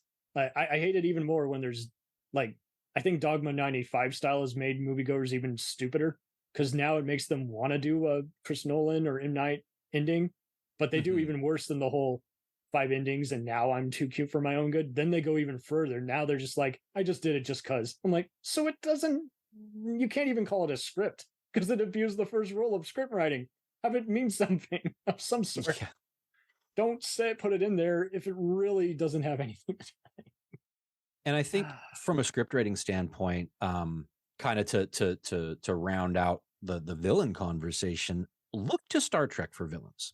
Yes. Because you're going to find a lot of chaff, but you're going to find some really interesting character studies because these, again, are not strictly villains. For any kind of villain. Yeah, for every Gul Dukat or Lore, or Gul Madred, where they're just evil guys, there's a Paxton. There's, you know, Dax had an evil brother from a previous life. That was a cool episode. Yeah, there's like an evil. There's you know, there's people we didn't get to. There's Lon Suter, the serial killer on Voyager, who wound up saving the ship. He was number 5 on that list, though. I mean, that actor in general is always good at playing. Oh well, yes, there was Brad Dourif as the villain who redeems himself. But yeah, then there was the other serial killer hologram on that one. Oh, the hologram, yeah. And that was cool to see them flirt with it, because they always do it in a minor way. You have to be looking at it even more front and center to really get all that gist. It's like, oh my God, he practically killed and raped all these people if you look at it. Yeah. And they don't hint at it because it's a PG rated show, but it's there. and they're still doing this. They're still making characters, you know, again, stuff like Prodigy and Lower Decks, they tend to go more towards, you know, the binary good versus evil, because Lower Decks is basically a PG-13 version of Archer. That's canon. Yeah, and Prodigy is a kids show. So they are, except for the final episode where there's some gore. There is a bit. Oh, I love Prodigy. I think it's terrific. But no, it's fun. And the bad guys are very clearly the bad guys. In Lower Decks, it's the same thing. Totally. But like Discovery gave us Ruan Tarka, Sean Doyle's Ruan Tarka, who is trying to get back to his own universe. Sean Doyle is another one of the lovely Canadian actors who always just really, you never know what you're getting into. And even then, like near the end, you still don't know what you're getting into, because he is the king. And just he's great. He's great. But he does more than just the underlying, like what any kind of villain does. He will kind of just, before he does the inevitable, like, hey, I did it for good reasons, even though people are getting hurt. He will, you know, even with this in The Expanse, like all the other villains and just bizarre characters he's played, like he likes to take you, like Antoine Fuqua has talked before, when he directs actors, he keeps them in suspense about where he wants them to go in the maze, and that's how he gets the good performance that he wants. Because finally he's like, okay, that's good. It's not Kubrick level where you're basically a serial killer, you're just playing a game with people. It's like when you see Sean on screen, I feel like he does a lot of the same kind of Minotaur maze. He's just like, okay, but now that you've added this extra sugar and cream on top, now I don't even know what that means anymore. I'm afraid to know. I'm really afraid to know, because it's going to explode in my face one way or the other. I'm just waiting for the impending destruction. Yeah. And I'm looking forward to seeing whether we continue to see a trend of these character actors that are, you know, the Amanda Plumbers and the Sean Doyles. And you're constructive and objective with everything you do. It's so, fanboys, don't call these bad sequels when we already named a dozen different villains from each entry. Yeah, it would be forgettable or like Tom Hart, or just laughable like Tom Hardy's, you know, evil Picard clone. Is like that. Don't call it bad if you can remember something interesting about. Like, I mean, you mentioned Civic.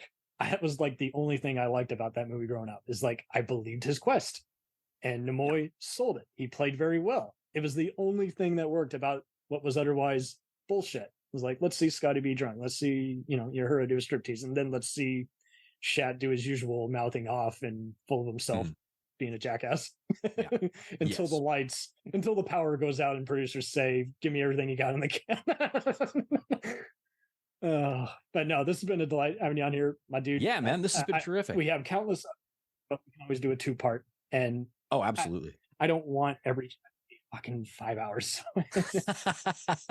Well, it's always a delight to chat with you, man, and I'm always up to talk Star Trek. So if you're looking for somebody to chat with, you've had some great takes on even just what you look for in any kind of genre, like, because everyone likes to go to a trend. Like, I loved it when horror movies were monkey's paw, and now they're kind of just, let's just do torture porn. Let's do let's take out the fun of even having the villain who you root for their comeuppance. Let's have them just kind of likable, which is even creepier.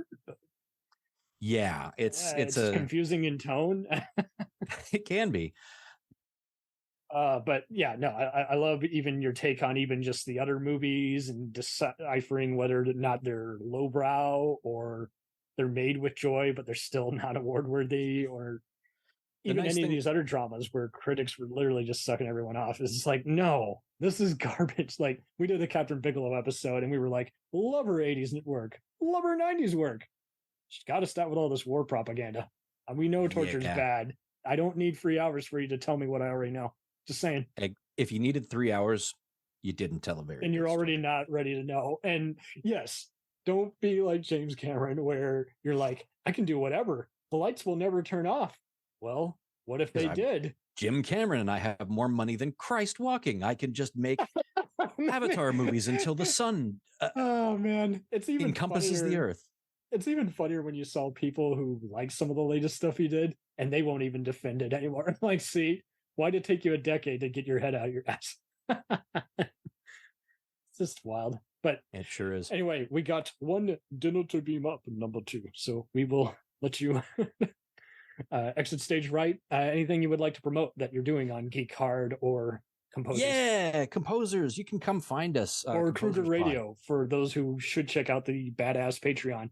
And anyone who says $2.15 is too much, get the fuck out of here. Actually, nobody has said that. We somehow we managed to get more Patreon followers. I used to well, but dude, I used to do valet at a freaking hospital, and I lost track of how many people said $7.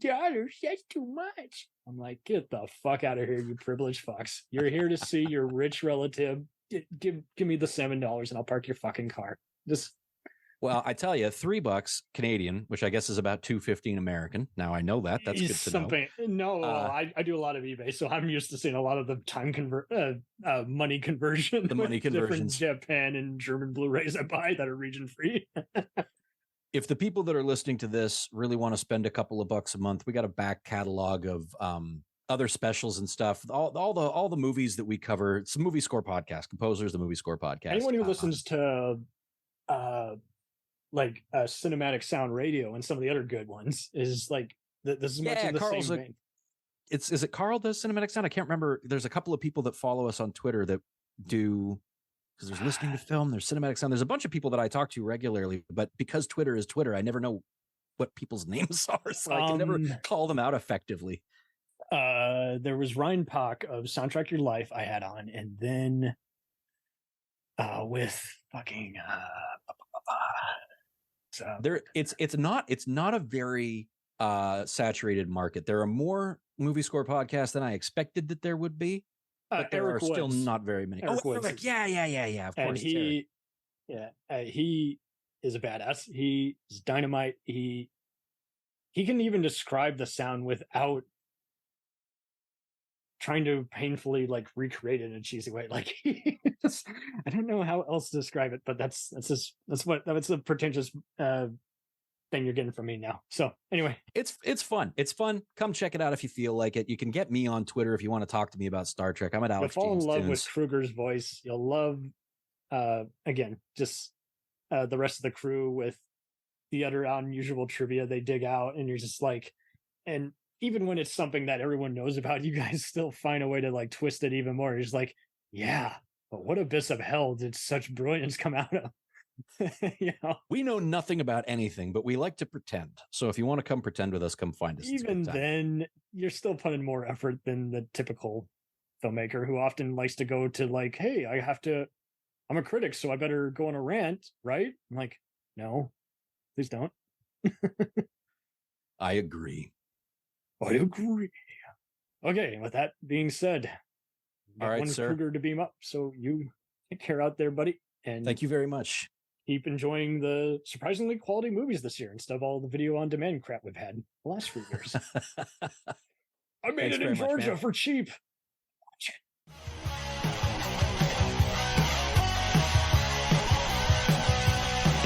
Follow us on the web on Facebook, Twitter, and Instagram. The podcast is available on Podbean, Spotify, iHeartRadio, Anchor, Apple, and anywhere else podcasts are available. Feel free to review our show and leave comments on any of those sites.